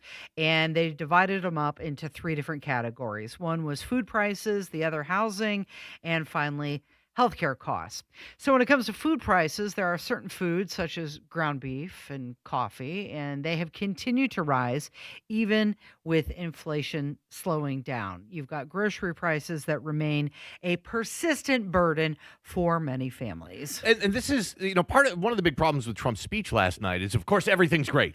Everything's great. There are no problems. Everything's wonderful in the world. And by the way, I've won affordability, and the economy's doing fantastic. And the problem, roaring economy is what he called it. Right. And the problem comes down to, that, there are huge swaths of Americans in this country who that's just not true for. And that's really where Trump's problem is that when you sit here and tell me that things are great, remember classic Joe Biden, inflation is transitory. No. When you sit here that hurts. and just flat out lie to me, then that becomes a problem, because then I'm not going to believe anything else you're going to say. You're just putting on these rose-colored glasses when I'm having trouble paying my bills. I'm having trouble going to the grocery store, and my groceries are 30 to 40% more expensive than they were just a few years ago. Would you rather be gaslit by Joe Biden or by Donald Trump? Because I felt like when Joe Biden was saying it, inflation is transitory, that pains me to say, you knew he was lying.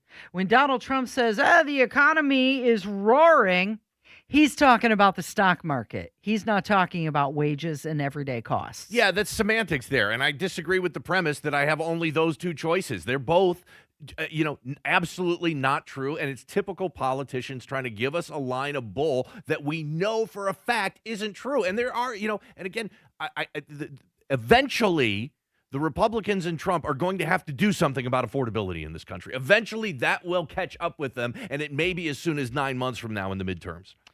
The other thing in this chart that many Americans worry about the most, housing. Large majority of Americans say it's harder to buy a home today than for previous generations. Yeah, no kidding. Now, Trump did have that proposal like banning institutional investors from buying single-family homes. And he said that mortgage prices are down lower than they've been in years. I haven't looked in a while.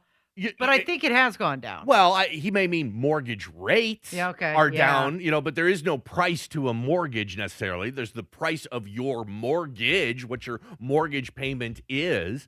And so I'm going to assume that Donald Trump is talking about that. But the Republicans and Trump have got to get a grip on this affordability. We talked about those numbers yesterday. 57% of the Americans say affordability in the economy is the number one issue. And I think second place was at 14%. There is one issue on Americans' minds, one and one only. And I'll give Trump some credit. A number of things that were lower down on that list that Americans care about are really problems that Trump has, for the most part, solved. Immigration. Well, that's why it's not a worry anymore. Right, exactly. So I want to give Trump credit where it's due. Immigration, shut down the border. Awesome. He said he was going to do it. He did it with an executive order, proving that Biden didn't need some law passed by Congress, that the president alone could shut down the border, and Trump did it. Wonderful, fantastic. Crime, violent crime and murders at an all-time low, which is just a crazy number to think about. By the way, those statistics go back over 100 years to the early 1900s. Violent crime and murders at an all-time low, probably because we shut the border down. Great, Trump, talk about that. But when you get to this economy talk and you talk about how everything is great and we're bringing jobs and our economy is roaring and everything's wonderful and fantastic, the American people know that. Too many American people, I should say, know that that is just a bunch of BS. And the Republicans Republicans have got to get something done about this, and it just doesn't seem to be a whole lot of movement. Seems to be a lot of talk. There's a lot of chatter. There's a lot of things that we want to do, a lot of things that would take Congress to actually pass a law to help fix, which they haven't been doing a whole lot of. A little less conversation, There's a lot more it. action. But it just is killing Americans right now with the affordability issue. The last area that Americans worry about the most, and this is according to CNBC, is health insurance premiums and out-of-pocket costs. They continue to climb. And even though there are these new initiatives to lower drug prices and remove the middleman. And I think this is part of why this is easily the number one issue for Americans, and Americans are so frustrated on it, is because we're getting hit from all ends. Like I can't think of one aspect where you can sit here and say, yeah, okay, yeah, that's gotten a lot better when it comes to affordability. It just hasn't. Housing, still totally unaffordable. Taxes, especially property taxes for most people in this country, just keep going up because, of course, they're tied to the assessment and the value of your home. Energy prices, those ain't going down. In fact, they're going in the opposite direction and really quickly. And healthcare, not only when it comes to health insurance, but then you're out of pocket that you're paying to use that health insurance. It seems like the average American is just getting hit on all sides, grocery prices everywhere when it comes to affordability. Okay, let's turn our attention to somebody who had an actually really, really good day, and it's because of 3 words that they posted on X. I'm talking about Jimmy's Seafood. This is a Baltimore seafood restaurant, Jimmy's Famous Seafood, and they went viral after their response to a media article about the Olympics. Now, the original media post was by HuffPost, and they talked about people feeling uncomfortable cheering the American flag at the Olympics. And Jimmy's Famous Seafood, they responded with a very blunt reply, and people loved it. It racked up millions of views online, and because of that, the restaurant is seeing bang up business. Yeah, so number one, I was most surprised out of everything you just said. Most surprised, Huffington Post is still in business. I didn't realize. Is this a story from 2007? Is that what we're reading? No, this is 2026. I didn't realize the Huffington Post is still in business. But yeah, this is just a fascinating story. And obviously during the Olympics, there was this back and forth about how, it sounds stupid to say it out loud, but I'm going to say it out loud, how some people view being patriotic and cheering on our American athletes is problematic. And Right. Huffington Post thought, you know what? It seems like a good idea to write an entire article out. And they posted it on X, and then Jimmy Seafood posted their retort on X as well. They're going to offer the U.S. men's and women's hockey teams free crab cakes for life. Man, I bet they're good, too. Yeah, I'm going to have to, we spend a lot of time in Baltimore and D.C. and on the East Coast. We've and I actually think, driven right by this place. we have it's driven right by the port. Yeah, right by the port of Baltimore. And you're right, have driven by it many times. And the next time we're there, we're definitely going to have to stop. But to kind of take away some of the mystery, Jimmy Seafood just simply said, go F yourself. That was their response on Twitter. And To to HuffPost. Huffington Post's Yeah. original tweet. And people just, roared with approval. They retweeted it. It went viral. It took off. Huffington Post got ratioed on that. If you don't Big know time. if you don't know what a ratio is, it's when somebody comments something to your original post and your comment gets more likes than the original post did. It really did flip the script on people that think that trashing Team USA was trendy or fun or a good idea. Yeah, it just never made any sense to me. And let's be honest, this started with some liberal journalists and some of the American athletes. Because as soon as the Olympics started and those athletes started getting in front of that press conference, we had several of our American athletes that could not wait to virtue signal and talk about how awful this country is and how awful some of our policies are. And it really makes me uncomfortable to, be an American and being part of the Olympics. It's a stupid move to start with. And then that just turned into a controversy throughout the entire 2 weeks of the Olympics. Here is the co-owner of Jimmy's Famous Seafood, and he's talking about how they have experienced record numbers of customers after defending Team USA. I could try to articulate it, but I would fail terribly. It's just been the most overwhelming 2 days of my entire life, and I've been working here since I was born. We lived on top of the restaurant when we were kids, so I was born in the business, and it's just been something. Yes, it's the days that you pray for. Honestly, it's just beyond measure. Just so many orders coming in, people coming in, people obviously just giving words of encouragement. And it's just, it's hard to put into words. It's been just beautiful, man. Has it been like a record level sales for you Yeah, guys? absolutely. Because you have online orders too. Have there been like online orders from around the country? Yes, sir. We're going to be doing some 24-hour shifts here to get all these boxes filled and shipped out. And, we like to call each guest individually. So we still want to keep that tradition going. It's a life-changing moment off of 3 words following a hockey game. I did put $100 on the USA to win the game, but, we put some money in the collection basket in church after they came through. But it's been crazy. I'm lost for words. I'm happy for that. And now we're partial because our daughter lives in Baltimore, Yeah. moved across the country about a year ago, and we've experienced some Maryland crab cakes because of that. And man, I cannot wait. Next time we go visit her, we're going to be rolling right up to Jimmy's famous seafood. Yeah, Maryland and Baltimore got a lot of problems, a lot of issues. One of them is not crab cakes. And, Right. you hear that about, you got to get the seafood when you go to Baltimore. You got to get the seafood. You got to get the crab cakes when you go there. And I was like, okay, yeah, whatever. And then you go there and you're like, oh, man. Oh. It was one of those rare instances where the actual result lives up to the hype. Right. Those crab cakes in Maryland. You don't need Old Bay or anything. They hit different They than nailed it. crab cakes I've had anywhere else. And it's a great story. I just can't imagine. This guy's getting celebrated for his patriotism. As he should. And the Huffington Post is getting dragged for their knocking on the on the United States and interjecting politics into the Olympics when that's supposed to be a time when we're united here. He said they were having fun. The restaurant was packed and the USA was in overtime and then they won, and he went on Twitter and he saw all these great pictures of Jack Hughes and the Olympic, hockey team, and then that post from HuffPost, and he was like, man, way to bring everybody down. And he said it went from his head to his lips to his fingers. And I love this story because there's a certain sense of authenticity about it. So much of what you see on social media is performative and virtue signaling and look at me. That was just a gut reaction from this guy. And by the way, that happens on both the left and the right. Both sides are guilty of it. But here is just a guy who's a small business owner running a restaurant in Baltimore. The restaurant business is brutal. It's really tough to stay in business. And he just kind of said what was on his mind, supporting America, being patriotic. And then he was rewarded. And now he's being rewarded and flooded with business, and I can't wait to give him some of my money for those crab cakes. Yeah. You're listening to 93 WIBC. Hammer and Nigel show this afternoon. A lot of audio from the State of the Union address. Plus, we're giving away tickets to see Santana. We're giving away tickets to see the live screening of Stand By Me. We're rolling. It starts at 3.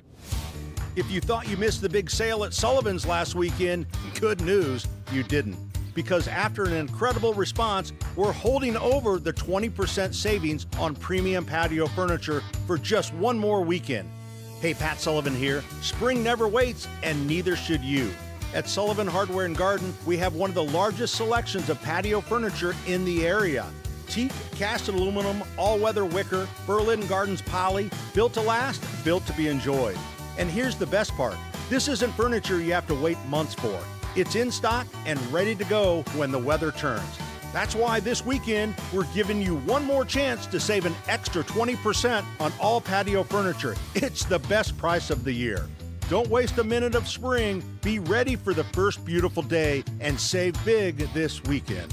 Sullivan Hardware and Garden, 71st and Keystone, 49th and Penn, Cicero, and Allisonville Home and Garden by Sullivan. This is a special alert to all Americans who own a vehicle with less than 200,000 miles with an auto warranty about to expire or with no warranty coverage at all. Due to a decline in the economy, CarShield is announcing a low-cost month-to-month vehicle protection plan that is now available to the public to save any driver out-of-pocket expenses on future auto repairs. Call now to find out how you can pay almost nothing for covered auto repairs. Yes, you heard that correctly. Pay almost nothing for covered auto repairs. An open phone line has been established for all drivers to call for a free quick quote. Call 800-983-2077 now. Drivers who are covered will not have to pay for covered repairs again. This protection plan is at an all-time low. Additionally, drivers who activate this vehicle protection today will also receive free roadside assistance, free towing, and car rental options at no additional cost. Call us for your free quick quote today. 800-983-2077. That's 800-983-2077. What do you have to lose? Call 800-983-2077. Again, 800-983-2077. Join us every Friday right around 5:50 for Beer Sample Friday. Brought to you by Thompson Furniture and Mattress in Columbus, home of free delivery within 75 miles of their store. Join WIBC February 28th at the Hyatt Regency at 6 p.m. for a night of flair and reflection with Tony Katz. VIP and general admission tickets are on sale now. Act fast. Get all the details at WIBC.com. Brought to you by Defiance Beef Company, Chimney Solutions, and Premier Arms. So he's not just an entertainment and sports industry figure. He's also the chair of the organizing committee for the 28 Summer Olympics. We're talking about Casey Wasserman. He's a high-profile public figure, and he's now facing a bit of a scandal because guess what? His name has popped up in the Epstein files. Yeah, so Casey Wasserman, he founded and runs this talent agency that mostly represents athletes. And in the latest batch of Epstein files that were released, his name showed up there a lot. In fairness to him, they were pretty old. They were old. All of the conversations he had with Epstein were way before Epstein. They were from around 2003. Yeah, and then Epstein was convicted of his solicitation of an underage woman in 2008, and there's no record of Wasserman having contact with Epstein after 2003, but why should that matter? People, and so certain athletes from his talent agency decided to leave the talent agency. They've announced that they're going to sell the talent agency. But the other part of this is Casey Wasserman is the head of the Los Angeles Olympic Committee. Of course, the Summer Games are going to be in Los Angeles in 2028. People are calling for Wasserman to resign. They want him to step down as the head chair. of that. But here's to make this story even more goofy, who they're talking about replacing him with?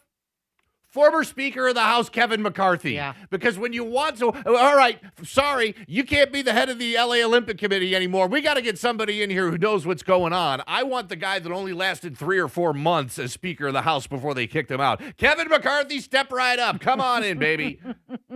Yeah, so you've got the mayor of Los Angeles and some other leaders saying that he should step down. But here's the thing. They want this guy to step down from being the chair of the Olympics, but then Tony Gonzalez keep on trucking. And again, look, I in some ways, I'm not going to pass judgment too harshly on Casey Wasserman, again, because all of his communication with Epstein was very old, over 20 years old, well before he was convicted of solicitation of an underage woman. He's apologized for all the email exchanges. He has, and so, I see that part of it, but at the end of the day, these are very public positions, and you require public support to be able to hold these positions. That's one reason why they're selling his talent agency, or the sports part of the talent agency, and being such a public in such a public position, like being the head of the LA Olympic Committee. Look, it may not be fair, but at some point in time, you're going to have to cut your losses and be like, you know what, I've got to take a lesser role in public life because of what's happened, and just live with those consequences. And that would be my suggestion to Casey Wasserman today. It does put a lot of pressure on the Olympic leadership, because now they're going to have to balance the public confidence along with the continuity of leadership,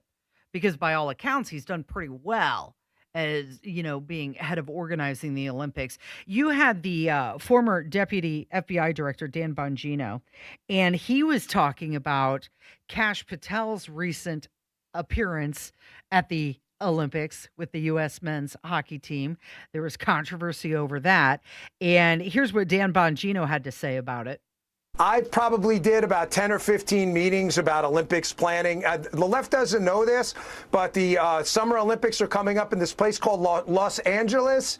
It's in the United States. You may have heard of it. So the FBI has a significant footprint in the security planning. So for him to go over there and take a look at what's going on in Milan, what they're doing about drones, UAPs, and other things. I've only had about 15 meetings on this myself. And then he goes to a game at the end, and they invite him in a locker room, and he pops a brewski. Keep crying, man. Whatever. Tell your story walking. Doesn't bother me. I don't give a damn. I let him have a good time with the team.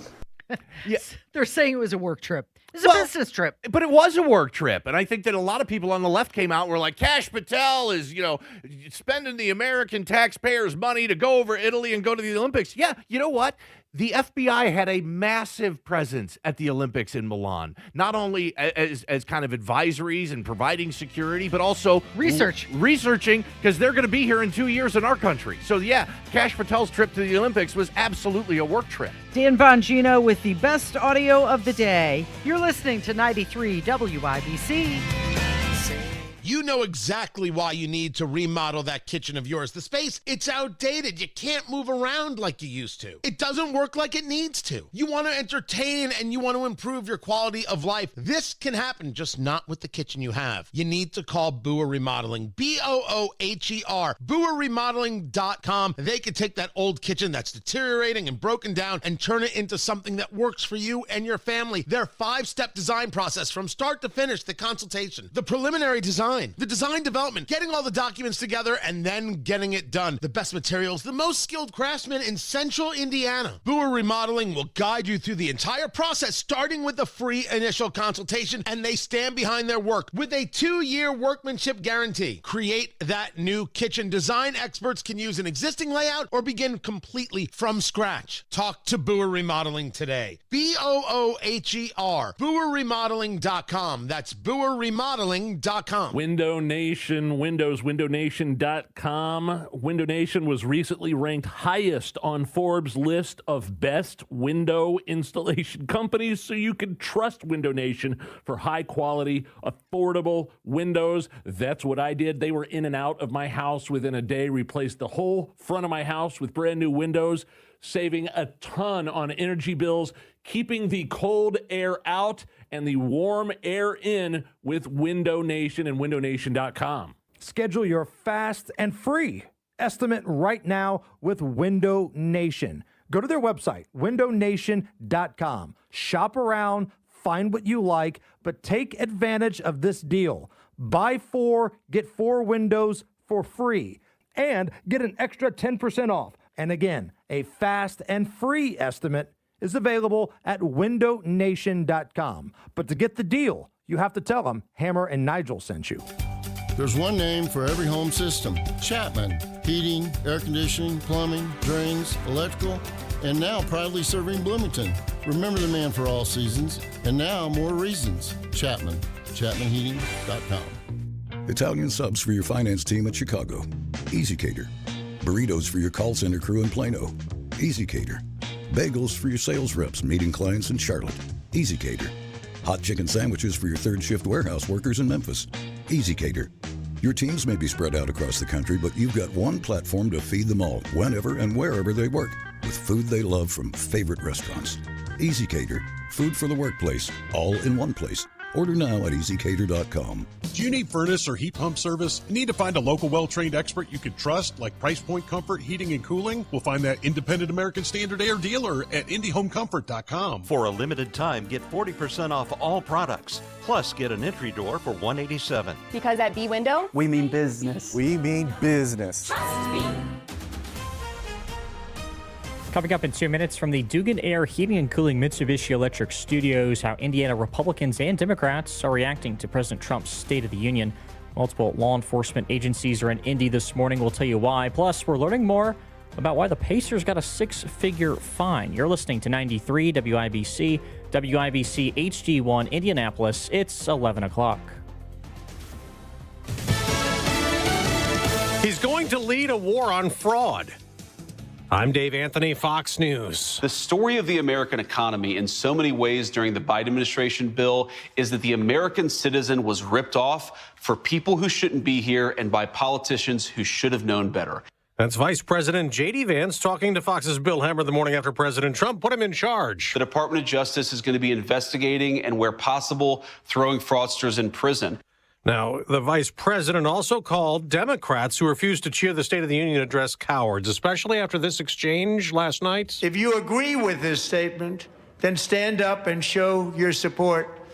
The first duty of the American government is to protect American citizens, not illegal aliens. It's Republicans who were applauding. Democrats stayed seated. Isn't that a shame? You should be ashamed of yourself not standing up.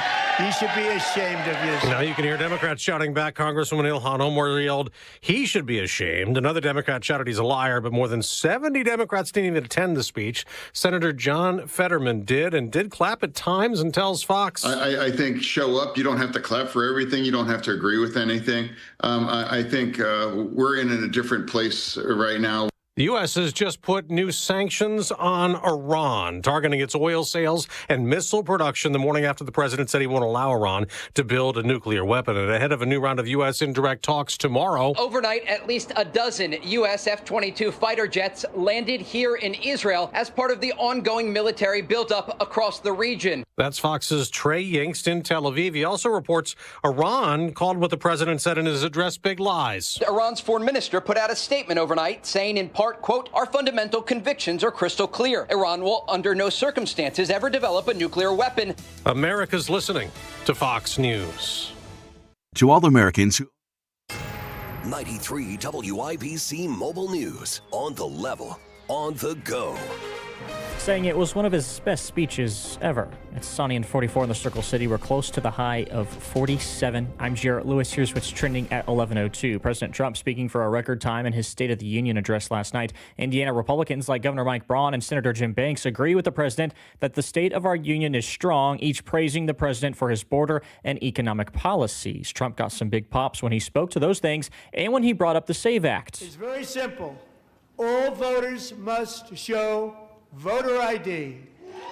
In a statement put out by Indiana Democratic Party Chair Karen Talion, she says Hoosiers are struggling with unaffordable health care and the costs of other necessities. She also disagreed with the way ICE is conducting business for the president. Federal and local law enforcement are in and around Indianapolis this morning, serving warrants at multiple homes. The operation is led by the Indiana Crime Guns Task Force, focusing on violent offenders and illegal guns in central Indiana. Last year, the task force seized nearly 2,000 guns and about 2,800 arrests were made. A former officer with IMPD is getting 72 years in prison after he confessed to molesting a young girl and using a camera to secretly record her. 36-year-old Kamal Bola was convicted last month in Hendricks County. He received a sentence on Tuesday. His charges include child molesting, sexual misconduct with a minor, and obstruction of justice.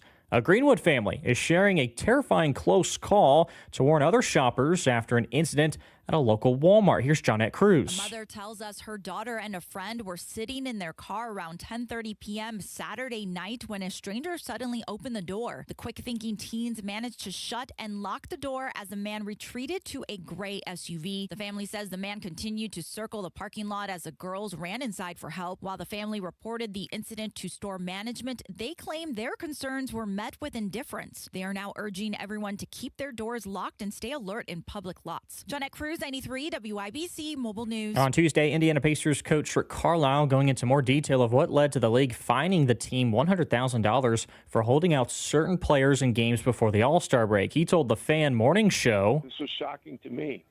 And during the interview, they also asked if we'd considered medicating him to play in a game when we were 30 games under 500. Coach Carlisle referring to Aaron Neesmith. The NBA claims that Carlisle's account of the situation is all wrong. And the Indiana Hoosiers blowing an 11-point lead last night, falling to Northwestern 72-68 at Assembly Hall. We're at that point in the year where games become very meaningful, and like I told them, we have to make sure that we put it away, and we're going to have to really look in the mirror a little bit and get some things figured out before we play again on Sunday. Head coach Darren DeVries. The Hoosiers will have number 13 Michigan State this weekend. 8th-ranked Purdue will play them first at Mackey Arena tomorrow night. I'm Jarrett Lewis on the level, on the go, and on WIBC.com. Wesley is a truck driver. I drive a truck, and I love what I do. A truck driver with IRS troubles. They told me I owed them $43,000. It got really bad.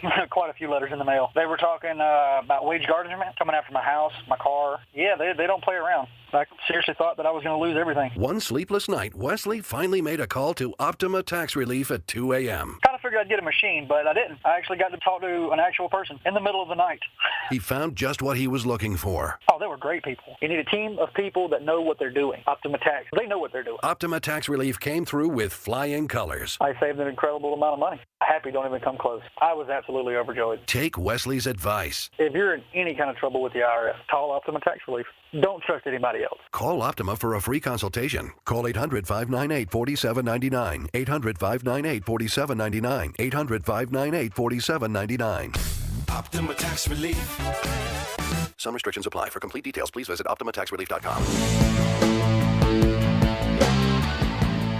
First of all, it's likely that the U.S. will strike, and it's likely that it will be a very significant strike, because what you want to do is take out with a means of retaliation that the Iranians have. Okay, so if we strike, its aim is to weaken Tehran's ability to threaten its neighbors and Israel, also signaling support for protesters facing crackdown in the country, and that's where we're at. We're doing this for our allies. Because clearly, Iran is not a direct threat to the United States. But look, you said a couple of things there, but that's not what Donald Trump has been saying. Donald Trump has been saying that we can't allow Iran to have a nuclear weapon, and they're on the verge of that, and this is why we have to go and do this. And Trump has done an awful job at selling this to the American people. He's done an awful job of selling it to Congress, apparently.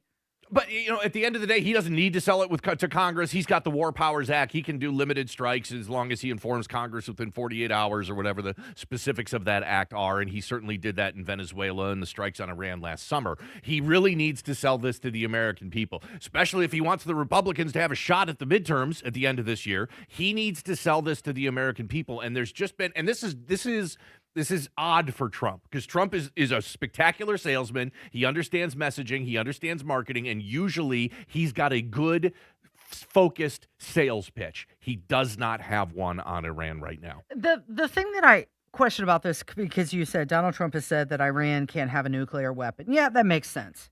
If that's the case, though, why has a previous president sent pallets of cash to that country? Yeah, well, obviously. It was okay that they had money and nuclear capabilities then. Yeah, but now not so much. Certainly, Biden, got a lot of criticism. I'm talking about Obama. Criticism at the time. Obama did a lot. Look, there's plenty of previous presidents that have done a crappy job on trying to contain Iran, and that's really why we're in the problem and the fix that we're in right now. And look, we can criticize Obama and we can criticize Biden, and they deserve all of it.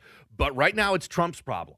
And Trump needs to do a better job of telling us why this is so critical, so important, and why it has to happen right now. We've sent 2 carrier battle groups to the Middle East. We've flown hundreds of planes from both the United States and air bases in Europe to the Middle East. We have the largest buildup since the 2003 Iraq War, and Donald Trump really hasn't done a very good job of telling us why we're there. Well, how about we just bombed their facilities last summer? We were told that they were leveled to the ground. Right, the nuclear facilities, and that the nuclear capacity was destroyed. In less than a year, they've rebuilt it? How is that possible? Again, back to the point that Donald Trump hasn't done a good job of pitching this to us. And, like he said, these are legitimate questions. So I thought we took care of this last summer. Why did we bomb Iran's nuclear facilities last summer if now we're just 6 months later going to have to do it again? Did we actually not bomb them to the ground like he said? You mean there's a possibility that Donald Trump was being hyperbolic and maybe exaggerating some of the results of that attack last year? Shocking.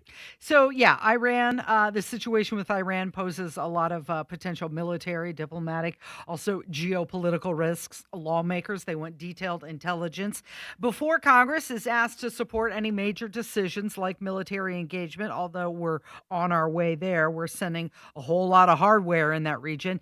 You've got the Secretary of State, Marco Rubio. He gave a classified briefing to a bipartisan Gang of 8, also top leaders in Congress, and all of it about the situation in Iran.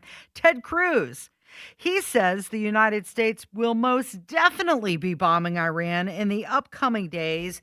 He called them limited strikes. The regime has never been weaker. They are teetering. There are real-world consequences to losing a war. The Ayatollah lost to Israel in the 12-day war. They are weaker. The regime is weaker than it ever has been. And what I've urged the president, do not miss this opportunity. If the Ayatollah is removed from power, it will make America much safer. This is the leading state sponsor of terrorism in the world. The Iranian regime is responsible for murdering hundreds of American servicemen and women. They fund terrorists all over the world. And so what I've urged the president is, number one, support the protesters and arm the protesters. Let the people of Iran, give them the ability to overthrow their government. And number two, I think there's a very real possibility we will see, potentially in a matter of days, limited strikes. What we're not going to see is boots on the ground. We're not going to see a ground presence of American troops there, but I think there's a real possibility of targeted strikes that are designed to support the Iranian people who are protesting, not designed to put America in the middle of it, but designed. This regime, the Ayatollah, when he chants death to America, I believe him. Okay, so that was a recent interview. He did that right before the State of the Union address, but I thought that limited strikes don't do a whole lot.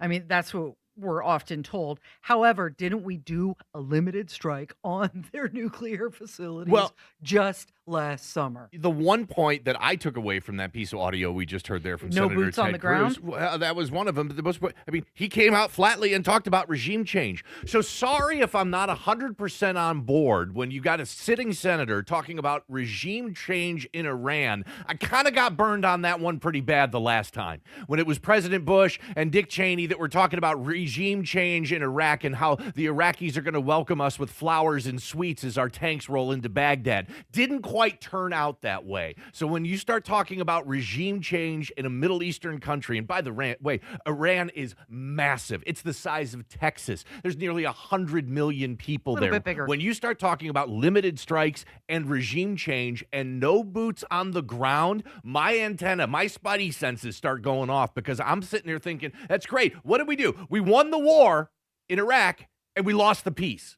And you're setting us up to do the exact same thing this time in Iran. So what if we take out the Ayatollah? And what if it ends up being successful? What are we left with then? A country of nearly 100 million people right on the border with Israel in the Middle East in likely utter total chaos that we caused. That's what I want to hear more about. If Ted Cruz is going to be talking about regime change, I want to hear a lot more about what's going to happen afterwards. Well, that's the thing. The case just has not been made to the American people for why or what this plan is, other than regime change, and they can't have a nuclear weapon. Oh, but no, also we're supporting the protests. We're supporting the protesters over there. And by the way, Israel wants us to do this as well. That's the problem. The messaging has been scattershot. It's been all over the place. And eventually Trump is going to have to make his case to the American people. Now, I will say, winning solves all problems. You know, if what happened in Venezuela when we went and captured Maduro, if that had gone wrong, you would have seen a lot of people, and rightly so, be a lot more upset about that. But it didn't go wrong. In fact, it went spectacularly well. We won that one, and we won it in convincing fashion. It was a slam dunk. It makes me nervous that it seems like we don't have a plan. And if things go wrong and we attack Iran, it's going to be a big problem for Trump going forward. So Chuck Schumer had something to say on the potential Iran strikes. This was ahead of the congressional closed-door briefing, and I can't believe it. He said the same thing that you just said. Closed-door briefings are fine, but the administration has to make its case to the American people as something as important as this. Oh, no. Did you and Chuck Schumer just agree on something? Yeah. You know how to grill, though, so we're okay. Broken clocks right twice a day. But Chuck Schumer's right? What? Chuck Schumer's right? Yeah. About this? He does need to make a case. We've been burned. Look, I remember. I was there, you know, living in this country, obviously, in 2003 when George W. Bush laid out the case for war in Iraq, and that was an absolute disaster on every level. Trillions and trillions of dollars spent, over 10,000 American servicemen and women lost in that war. I don't want it to happen again here in Iran.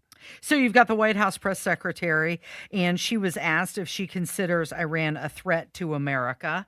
But what the United States is doing to ensure that not only America is the safest country in the world, but remains the strongest country in the world. Does he consider Iran a threat that remains abroad? Well, look, Iran chants death to America. So you tell me if that's a threat. Elena. There was a new poll, and it was put out by The Economist and YouGov, and they asked Americans how they view U.S.'s global standing under Trump's second term. And 52% say the country's standing has deteriorated. 29% say it improved, and 12% said it stayed the same. And of course, you have the 7% who said, we're unsure. We don't know. Of course, there's always I a have portion no of unsure. opinion. You know, I'm sick of spending time worrying about what the rest of the world thinks of us at these certain things. You know, I'm not all that concerned if people in Europe think that America's standing in the world has declined or that other countries don't think that we're doing things But this okay was here. a poll that asked Americans what they think. Well, again, I'm sick of Americans worrying about what everybody else in the world thinks of us.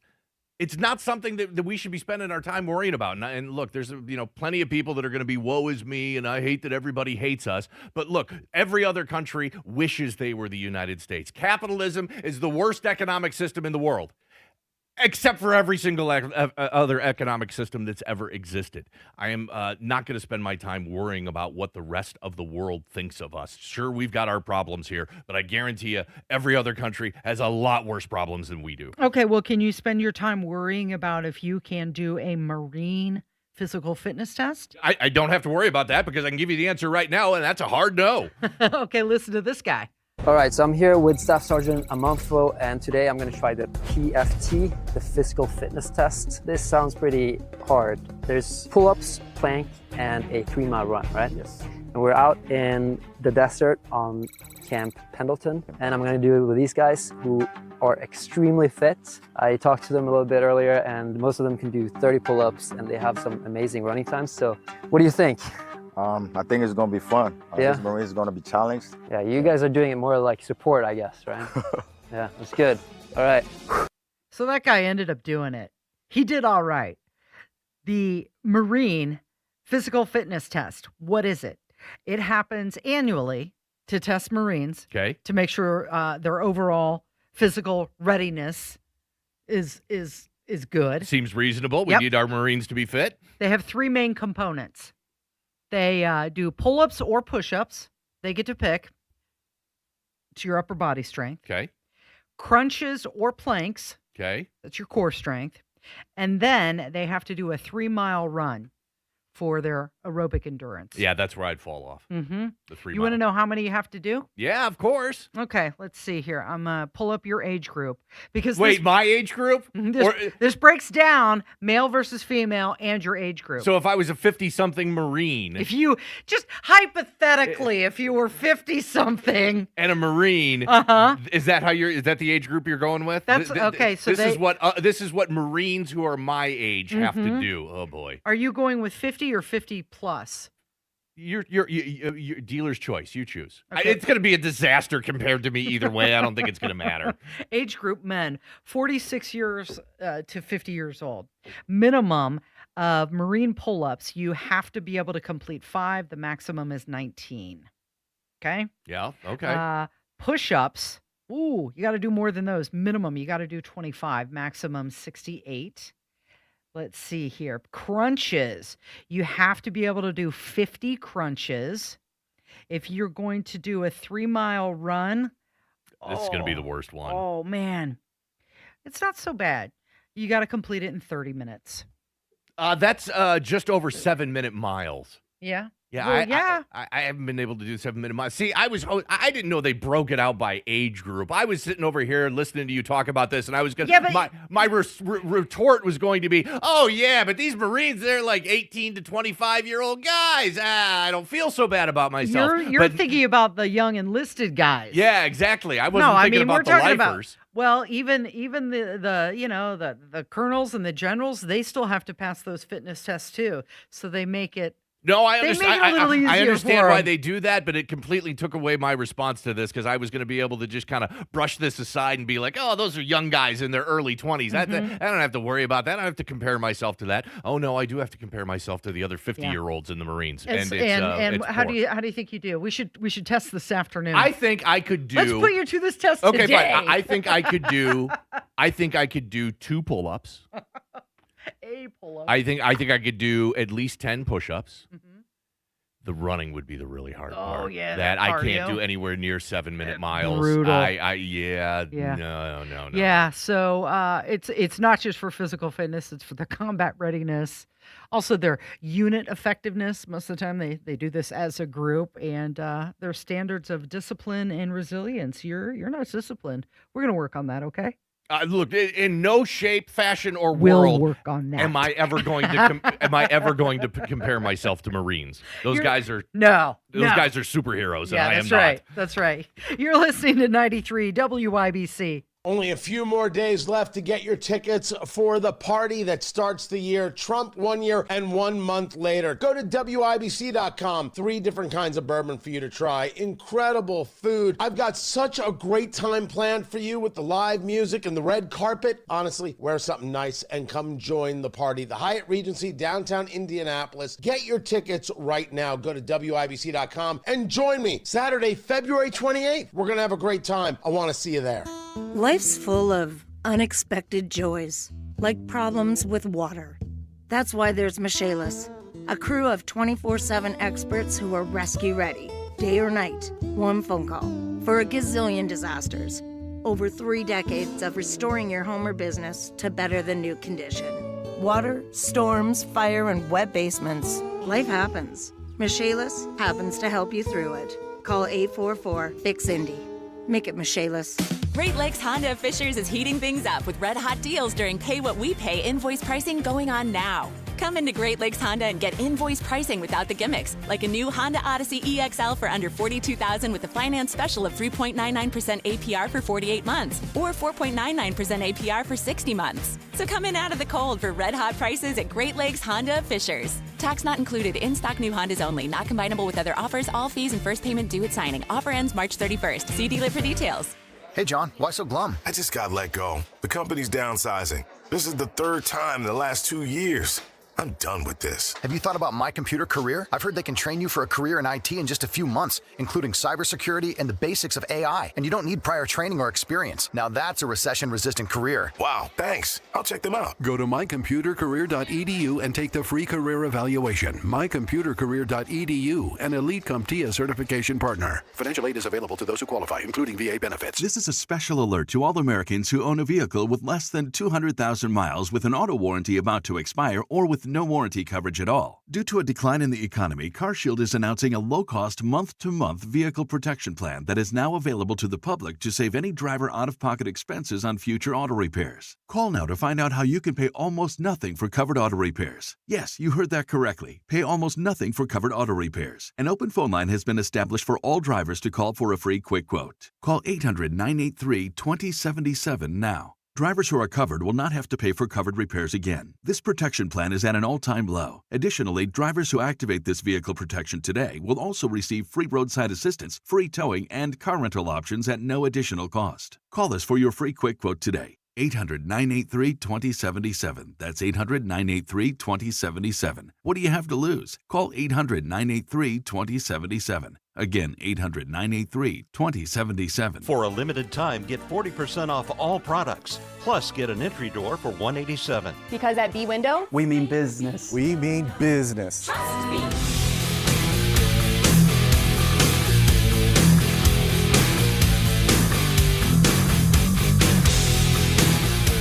So the NBA has fined the Indiana Pacers $100,000. Okay, talk to me about tanking. What is going on? Okay, so there's a lot going on here, and the Pacers. This is a big problem for the NBA, and the Pacers have found themselves right in the middle of all of it. So the NBA, they got a bit of a ratings problem. They got a bit of a fan interest problem. And one of the big issues surrounding that is what is called load management. Now, load management is a fancy term for, I don't feel like going into work today, so I'm not gonna, and you can't make me. And this has been happening in the NBA for a long time. Look, the NBA season is way too long. It's 82 games. The vast majority of sports fans believe that the NBA season is way too long. But that's never going to change. If you're expecting the NBA to all of a sudden go down to like a 60-game season, not a chance, because they'd be giving up a massive chunk of revenue. And there's no way that the owners and the players are all going to sit there and go, hey, guys, how about this? How about if we just take 20% of our revenue. And by the way, that also means your player salaries right off the table. How about we just give ourselves a 20% haircut? It's never going to happen. So it's this massive problem in the NBA of players just not wanting to play during the regular season. LeBron has done this for years. Big stars. So imagine if you're a family and you're going to see LeBron James is coming to town and you want to go see him and you spend hundreds and hundreds of dollars on tickets and parking and you bring the whole family to the game. And he called in sick. And LeBron James, it's not even that he's sick. It's that there's no reason. It's just I'm resting. And so he doesn't play. And so you don't get to see LeBron James play. It's a massive problem. Maybe the NBA's biggest problem right now. So the NBA's like, all right, we got to do something about this. We're going to have this player participation policy, which means you got to play your players. And by the way, if you don't do that, we're going to fine you. So earlier, February 3rd. Yeah, Aaron Naismith, who was a player for the Pacers, had an injury. And it was a hand injury. And so the Pacers were like, okay, he's hurt. He's going to sit out. We can't play him. And the NBA did what a lot of people are calling a cursory investigation, a light investigation of this, and the NBA determined, nope, you're violating the player participation policy, so Pacers, $100,000 you're going to get hit with a $100,000 fine. Well, then Rick Carlisle was on the Fan here right in this building. He was talking on the Fan yesterday and talked about how this fine is absolutely ridiculous, that Aaron Naismith was in fact injured, that the NBA didn't talk to the team doctors, and this is the worst part about it. According to Rick Carlisle, he said the league suggested medicating the injured player to make him available. That's a big problem. Yeah. Talking about shooting him up with something so that he can get out there and play, that's a big issue. That's a big issue. Now, the NBA has pushed back and saying, its process did include a review by independent physicians and interviews with team management and medical staff, and that, speaking with Carlisle or the team doctor wasn't deemed necessary. So the Pacers are right in the middle of this controversial situation, and the NBA trying to keep players from taking the night off, issuing this fine, has just got themselves into a lot more hot water. So you've got Nesmith, who actually has a hand injury. You've got the Pacers being fined $100,000. And what does the NBA say about this? You got to pay the fine? That's where it's at? Well, the Pacers are going to appeal this, but we'll see where it goes. I don't think this is over from now, but this is just part of this larger problem that the NBA has, and there's no real good solution, because the NBA thought that this player participation policy was going to be the solution. Exactly. If you rest your players too much, that's it. We're going to start fining teams, and then you find yourself into a situation where the NBA is having to play doctor on this. Is this really an injury? Isn't an injury? And of course, the teams don't want to get the fine, so they're going to do everything they can to prove that this was an injury, and then it's on the NBA's responsibility to call the team a liar.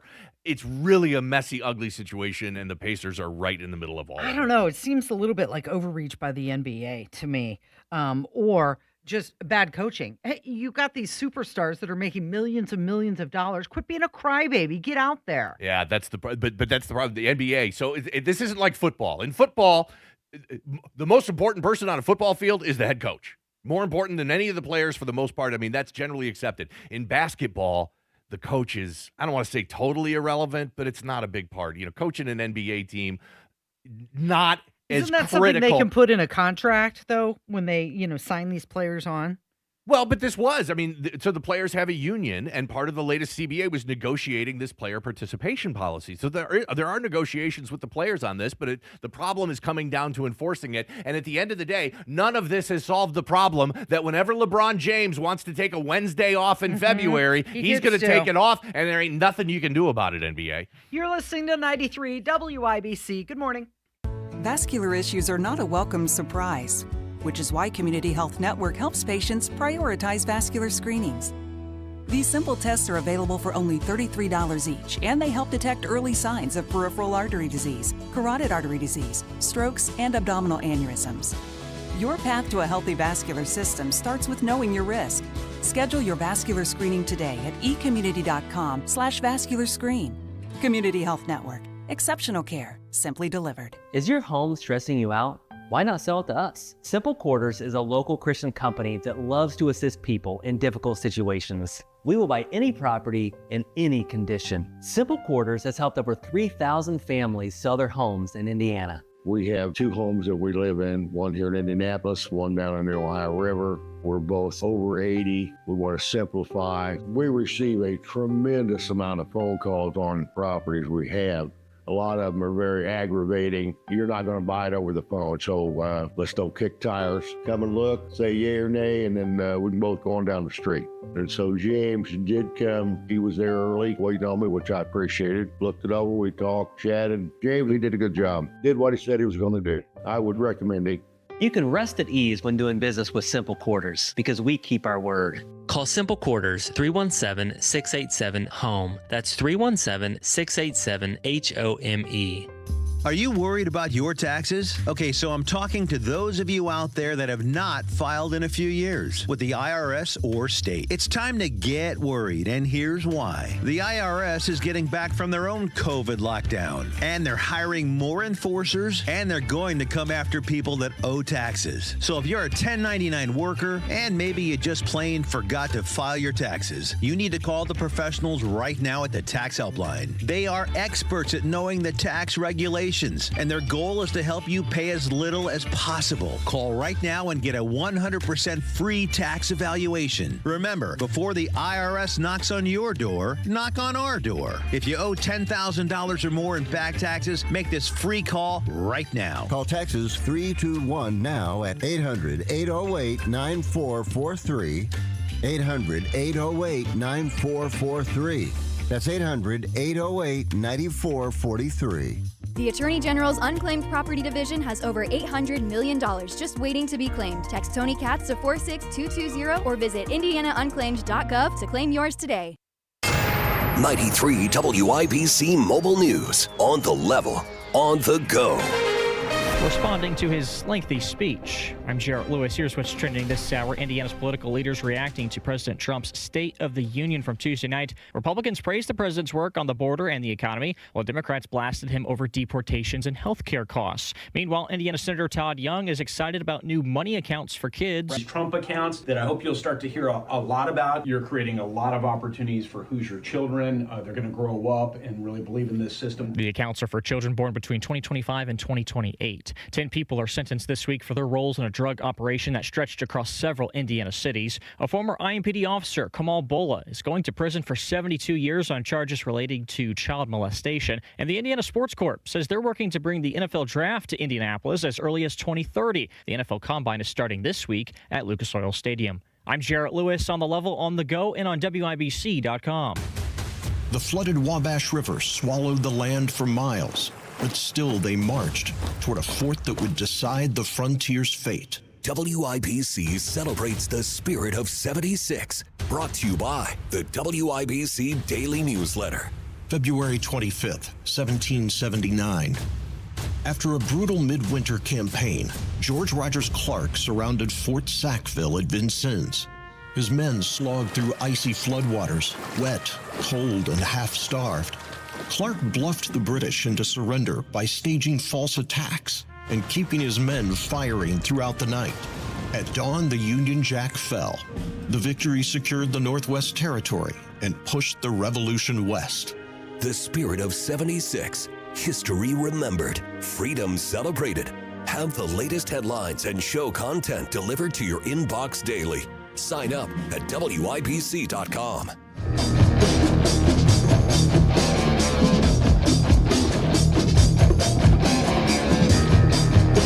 So you have to ask, what is the reason behind this? Is it distraction?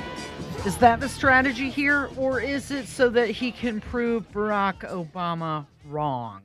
Donald Trump has recently ordered the Pentagon to identify and release government files on aliens, the green kind. Oh, wonderful. Yeah, here's my prediction on this. Donald Trump ordering the Department of War to release all their information on aliens. I'm going to guess it's going to go the same way the Epstein file release has gone. We'll get limited information, significantly redacted, and at the end of the day, we're not really going to get all the information. So you had Donald Trump accusing Barack Obama of improperly disclosing classified information when Obama commented on that podcast that aliens are real, even though Obama later clarified and said there's probably life elsewhere, not that I've seen anything, but it's statistically likely. So that makes me think that Donald Trump is going to have them go through this entire process and then be like, no, Barack Obama was wrong. There's nothing there. There's no aliens. And yeah, look, Trump loves spite, and he does plenty of things out of spite, and that may be a factor in this as well. Trump loves distractions, and Trump also loves to absolutely flood every single news cycle with as much information as he can. And that's a reasonable strategy because it keeps the media, who is generally against Donald Trump, off balance because of just the volume of information that's coming into them. Don't like the conversation, change it. That is, how often do we got to talk about this? One of the most brilliant lines from the TV show Mad Men, Don Draper standing up in front of one of his clients and saying, if you don't like what people are saying about you, change the conversation. And Donald Trump is the master at changing the conversation. So whenever things aren't going well for Trump, or there's this media narrative that's anti-Trump, Trump floods that news cycle with more information. Something else. He's trying to change the conversation. I got to believe this is part of it because it's kind of, I don't want to say came out of nowhere, but kind of came out of nowhere. Well, he said, based on the tremendous interest shown, I will be directing the Secretary of War and other relevant departments and agencies to begin the process of identifying and releasing government files related to alien and extraterrestrial life. So he could also claim, look, I'm the most transparent president ever. Look what I'm doing for you. Yeah, maybe if there's actually something interesting in there. I mean, we can go all the way back to, I remember specifically when Bill Clinton was president, and there was this massive press conference that happened in the White House briefing room, and Bill Clinton stood up there, and they showed images that were supposedly fossilized bacteria that were found on Mars, and everybody was like, oh. Life on Mars. Yeah, exactly. And then it came out later, it was like, that's probably not fossilized bacteria there. We were wrong about that one. And then I remember specifically during COVID, there were very high-ranking former government officials. There were House hearings about this that were like, yep, aliens are absolutely real. And everybody was like, you know what? We got bigger problems right now. We're dealing with this worldwide pandemic and our government that's shut the whole world down. Aliens, okay, cool. Put people out of business, and our kids aren't going to school. And we kind of yawned at that one. I can't imagine that there's anything of real substance that's going to come out of this document release. I've said this before. I've had enough of the aliens talk and the will it, won't it, is it true, is it not true? It is going to take an alien landing an aircraft on the lawn at the White House and little men to walk out of it before I'm like, okay, now we got yourself something here. Now we got something. Now this is real. I keep thinking about the expense of this. Because now you're talking about a whole commission of people. Their goal is to identify and release any documents, sightings, investigations.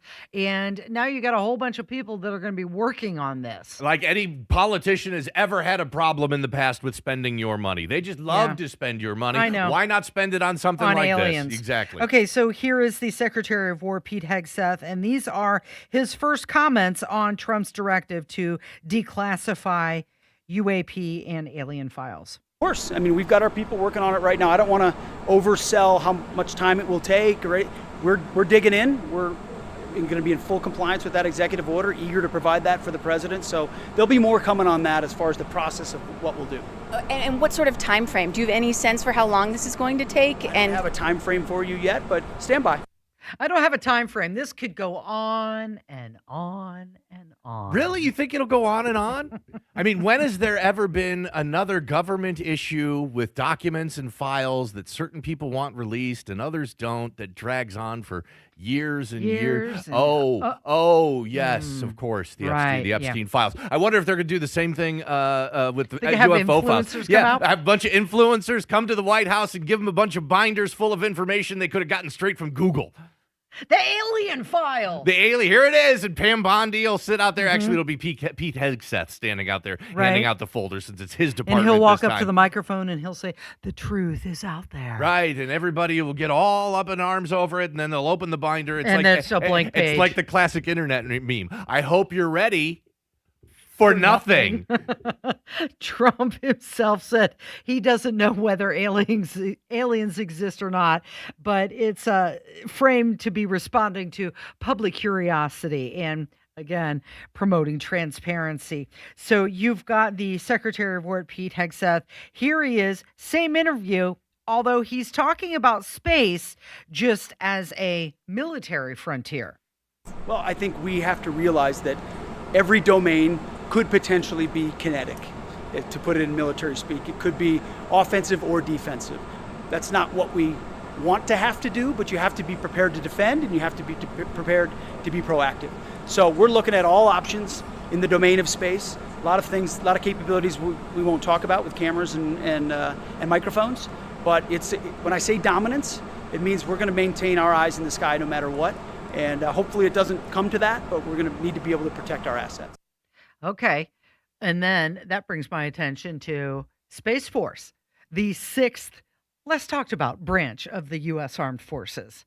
Yeah, obviously they're going to be a part of it. Although I think most of what Space Force is really a lot more cyber related. Because again, remember, they protect satellites, and they are protecting satellites. But I think the meat and potatoes of what Space Force is doing is mostly cyber related. And Donald Trump mentioned that when he was talking about how we went and snatched Maduro from Venezuela, about how Space Force participated in that from a cyber intelligence and cyber hacking sort of premise. Yep, you've got, it's organized under the Department of Air Force, by the way, similar to how the Marine Corps is part of the Navy. Part of the Navy, yeah. But they do have their space operations as their main goal, protecting satellites, space domain awareness. They deter aggression in space. Is there a lot of aggression going on? Well, I don't know if there's a whole lot now. We've got satellites flying into each other. Look, potentially later down the road. Yeah, especially with Elon Musk talking about data centers in space. Space Force is a forward-looking organization. Like I said, really the meat and potatoes of what they're doing right now is a lot of cyber stuff.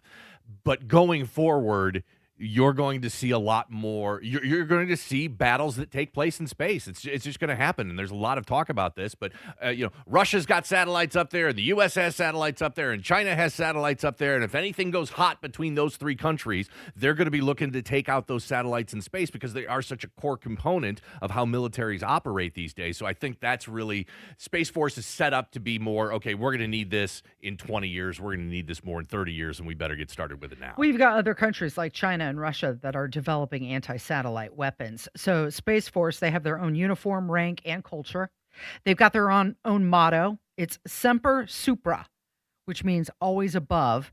They have about 8,000 active duty members as of this year. Now, speaking of aliens, I just want to take you a little flashback. Okay. You might recall this. Yeah. This is Joe Biden, former president. He's talking about the vaccine, the shot, the vax, and aliens in the same stumbling sentence. You got the vaccination? Yeah. Are you okay? I mean, you seem no, it works. Or or the mom and dad, or the neighbor, or when you go to church, or when you're I really mean it. There are trusted interlocutors. Think of the people. If your kid wanted to find out whether or not there's a man on the moon or whatever, something, or, whether those aliens are here or not, who are the people they talk to beyond the kids who love talking about it? Wait, what? You know what? Interlocutors? I in listening to that piece of Joe Biden, and listening to that piece of Joe Biden audio, I just got nostalgic for a minute. Like I don't miss the Biden administration, but I miss those types of material. Exactly, I miss the crazy Joe Biden audio clips. I really do. Like I got like a little nostalgic hearing him stumble all over himself there. It has been it's been a minute. And then you went, oh my gosh, that's right. So when something is just essentially part of your daily life for 4 years, and every time you turn around, it's Joe Biden stumbling over his words, and that's just kind of part of your life for 4 years, and then blink of an eye, it goes away, and then you hear it, you're like, oh, you remember those days? You remember 2023? No. Joe Biden was in president, and he was stumbling around everywhere he went. How did he get the vaccine and aliens in the same sentence? What's the connection there? It's all in his mind. That's where the connection was. Something was going in Joe Biden's mind when he was saying those words. And my guess is, in his head, he was like, oh, I'm crushing it. Oh, I'm explaining this. Nobody could explain this as well as I could. I delivered War and Peace. I delivered the Gettysburg Address right there. That was brilliant, Joe. Patting himself on the back as he's walking off stage. Not so what? The rest of us are going there going, what did he say? It was like that Trump line from the debates. I don't even think he knows what he's saying. I don't even think he knows what he's saying. Right. You're listening to 93 WIBC. Coming up on Tony Katz today, I'm still in D.C., the State of the Union, what I saw, what the reactions are, and what the reality is. That's after the news at noon on 93 WIBC. Mortgage rates have dropped and are expected to move lower. Home sales momentum is building as we move into spring. Now is the time to get your home ready to maximize your sales price. It's time to call Mark Dietel, the proven expert to sell your home. Maybe you need to sell now, maybe you need to maximize price, buying or selling fast, or maximum cash. Mark Dietel has the proven plan to sell your home based on your needs guaranteed. Mark Dietel is the only real estate expert trusted and recommended with the sale of your home. Mark Dietel guarantees your home sold at a mutually agreed upon price and deadline, or he will buy it. You just pick your move date. No long-term contracts you can cancel at any time. Heath in Indianapolis said we were preparing for our new build and needed our home sold at a specific time. Mark Dietel's team listed it strategically and sold it in just 4 days for full price. Their expertise made our move smooth and stress-free. Call the local Indianapolis agent, trusted and recommended, the agent who guarantees your home sold, or he'll buy it. Call Mark Dietel, 317-755-4232. Get all the details or go online to markdietel.com. That's Mark Dietel, D-I-E-T-E-L, markdietel.com. Garage door problems? Call today for service today. Garage Doors of Indianapolis services all makes of garage doors 24 hours a day, 7 days a week. Call today for service today. 875-4577. Call today for service today. Get it fixed right now. Call Garage Doors of Indianapolis at 875-4577 or visit doorstoday.com. In the morning, call 875-4577. Service today? Today. I know that hiring can be challenging. You sort through tons of resumes and you get too many so-so applicants. You're just waiting for someone to match your role perfectly. Well, now, there's a place where you can meet them fast. ZipRecruiter. Need to hire right away. Start your search for strong candidates. The right fit awaits. Build your team, build it sooner. Meet your match on ZipRecruiter. Just head to ziprecruiter.com/free right now to try it for free. And you're on your way to meeting your match. 4 out of 5 employers who post on ZipRecruiter get a quality candidate within the first day. So try it now. Go to ziprecruiter.com/free. Once again, that's ziprecruiter.com/free. Meet your match on ZipRecruiter. Try it free. Weekday mornings at 7:15, the Tony Katz Popcorn Moment. Brought to you by Boer Remodeling. Don't wait any longer for the kitchen you've been dreaming of. Request a consultation at boerremodeling.com. Got friends or family who are hearing impaired? We've got you covered. Watch our shows aired live with closed captioning provided by Relay Indiana, making every moment accessible for all. Go to youtube.com/@WIBC to watch live and don't miss a moment. Did you see it? It was a photo of Stephen Hawking in the Epstein files. It has now gone viral because, well, it's a little eye-catching.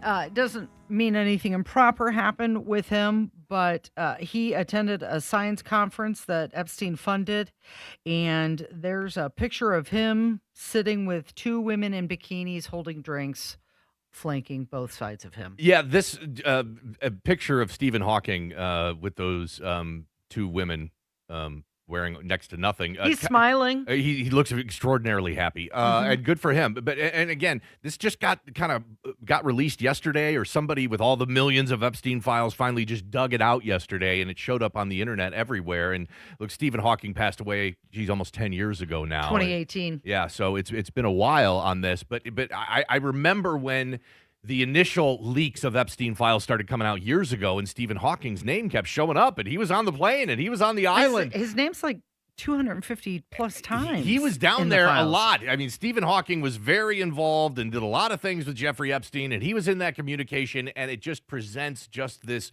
such an odd image of him. And of course, he's one of the most brilliant scientists we've ever had, but bound in a wheelchair and suffering from ALS for years, and hanging out by the pool with a couple of beautiful women in bikinis. Yeah, having a good time, it looks like. I mean, based on the smile on his face. Okay, so do you have an old Wi-Fi or do you have a new Wi-Fi?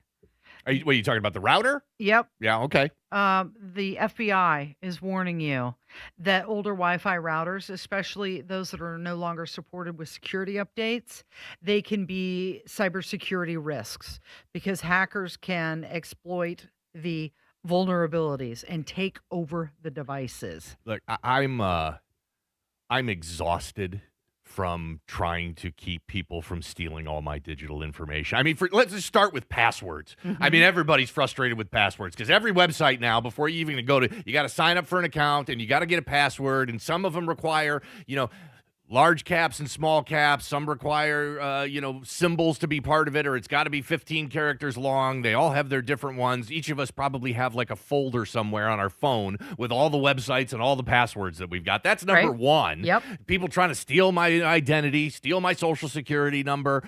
At every turn, it feels like, we're made to feel like we're under attack from people stealing our information, and we probably are. And now the FBI coming out and saying my Wi-Fi router is too old and I got to get a new one. Yeah. I'm just exhausted from all of it. There's no way. I can't imagine there's anybody in this country that is doing all the things that we're told to do to properly secure our information, because it would be a full-time job. You do nothing but make sure that you're protecting yourself and your phone and your router and your computer secure, and my laptop safe. and now my car, because that's connected to the internet. Everything is going to be hacked. An average everyday person just can't keep up with it anymore, and I'm one of them. Well, you've got the FBI saying that if you have an old Wi-Fi router, it doesn't get firmware or any of the security patches anymore, and that means that attackers can use your router and break in. They can install malware. They can spy on stuff. They can make the router part of a botnet network of hacked devices. You could be sitting there on your computer watching TV, and all of a sudden, boom, hacker, because you didn't update your router. You know what? I don't if we have. can just get our router to work 100% of the time, I feel like I'm winning. We've been having internet problems at the house for like the last month, and we can't figure out what it is and how it's happening. I'm exhausted from all of the cyber protection that I'm expected to keep up on everything. Apple updates on my phone because of security reasons, and then when I do, Apple moves the entire Photos app and destroys that and moves everything around, and so buttons are in different places. You got to relearn everything. I used to be able to search my text messages at the top of my phone. Now they've moved that to the bottom of my phone. They've changed the general settings on everything. I just wanted the security updates on my iPhone. I didn't want them to completely blow up the layout out of it. So now if I follow the FBI's rule and I go and I get myself a new router, guess what else you're going to have to do on that? I'm going to have to change and re-log in everything that's logged in at home. Our thermostat. Shoot, not a joke. You can connect our coffee maker to Wi-Fi. We don't, but I could. It's so ridiculous. It's the dumbest thing I've ever heard in my life. But all the devices. You could be laying there in bed and just press a button and your coffee machine will start. Yeah, I'm good. I don't need my coffee machine, but it can be if you want to. But think about how many devices we've got. We've each got a phone. We've each got a laptop. Yeah. You've got a desktop. Right. We each have iPads. All 1, 2, 3 of the televisions in our house are connected to our Wi-Fi. And getting a new router. The thermostat. The thermostat's connected to Wi-Fi. We don't have the coffee hooked up. But when you get a new router, could. you're going to have to re-log in with your username and password for all of those devices before they'll function again. The thing about the coffee machine, which is the silliest thing ever, like, it is constantly saying that it needs to be descaled. Yeah, that's a whole nother thing. Like, clean that out. Like, can we just make coffee before we're worried about connecting it to Wi-Fi? But how am I supposed to get all those delicious latte recipes if I don't connect my coffee pot to our Wi-Fi? That's the dumbest one. It seems stupid that if you want to connect your refrigerator to Wi-Fi. Yeah, that seems dumb. I got something dumber for you. Connect your Keurig to Wi-Fi. That's what I need. Hey, I want to close out today's show with a couple of things. Last night, Donald Trump, he paid tribute to America's history to close out his State of the Union address. The first 250 years were just the beginning, is what he said. I loved the ending of his speech. Listen to this. Because when the world needs courage, daring, vision, and inspiration, it is still turning to America. And when God needs a nation to work his miracles, he knows exactly who to ask. There is no challenge Americans cannot overcome, no frontier too vast for us to conquer, no dream too bold for us to chase, no horizon too distant for us to claim. For our destiny is written by the hand of providence, and these first 250 years were just the beginning. So you also had a specialist, Madeline Douglas. She was deployed in Washington with the Indiana National Guard, and she was singing in the Capitol Rotunda, and she sang Amazing Grace, and it sounded fantastic, representing all Hoosiers in the Capitol. Safe to say, she did a pretty good job. Here she is, and that's going to do it for us today. Thank you, Jim. Thank you, Kevin. Thank you for listening. This is 93 WIBC.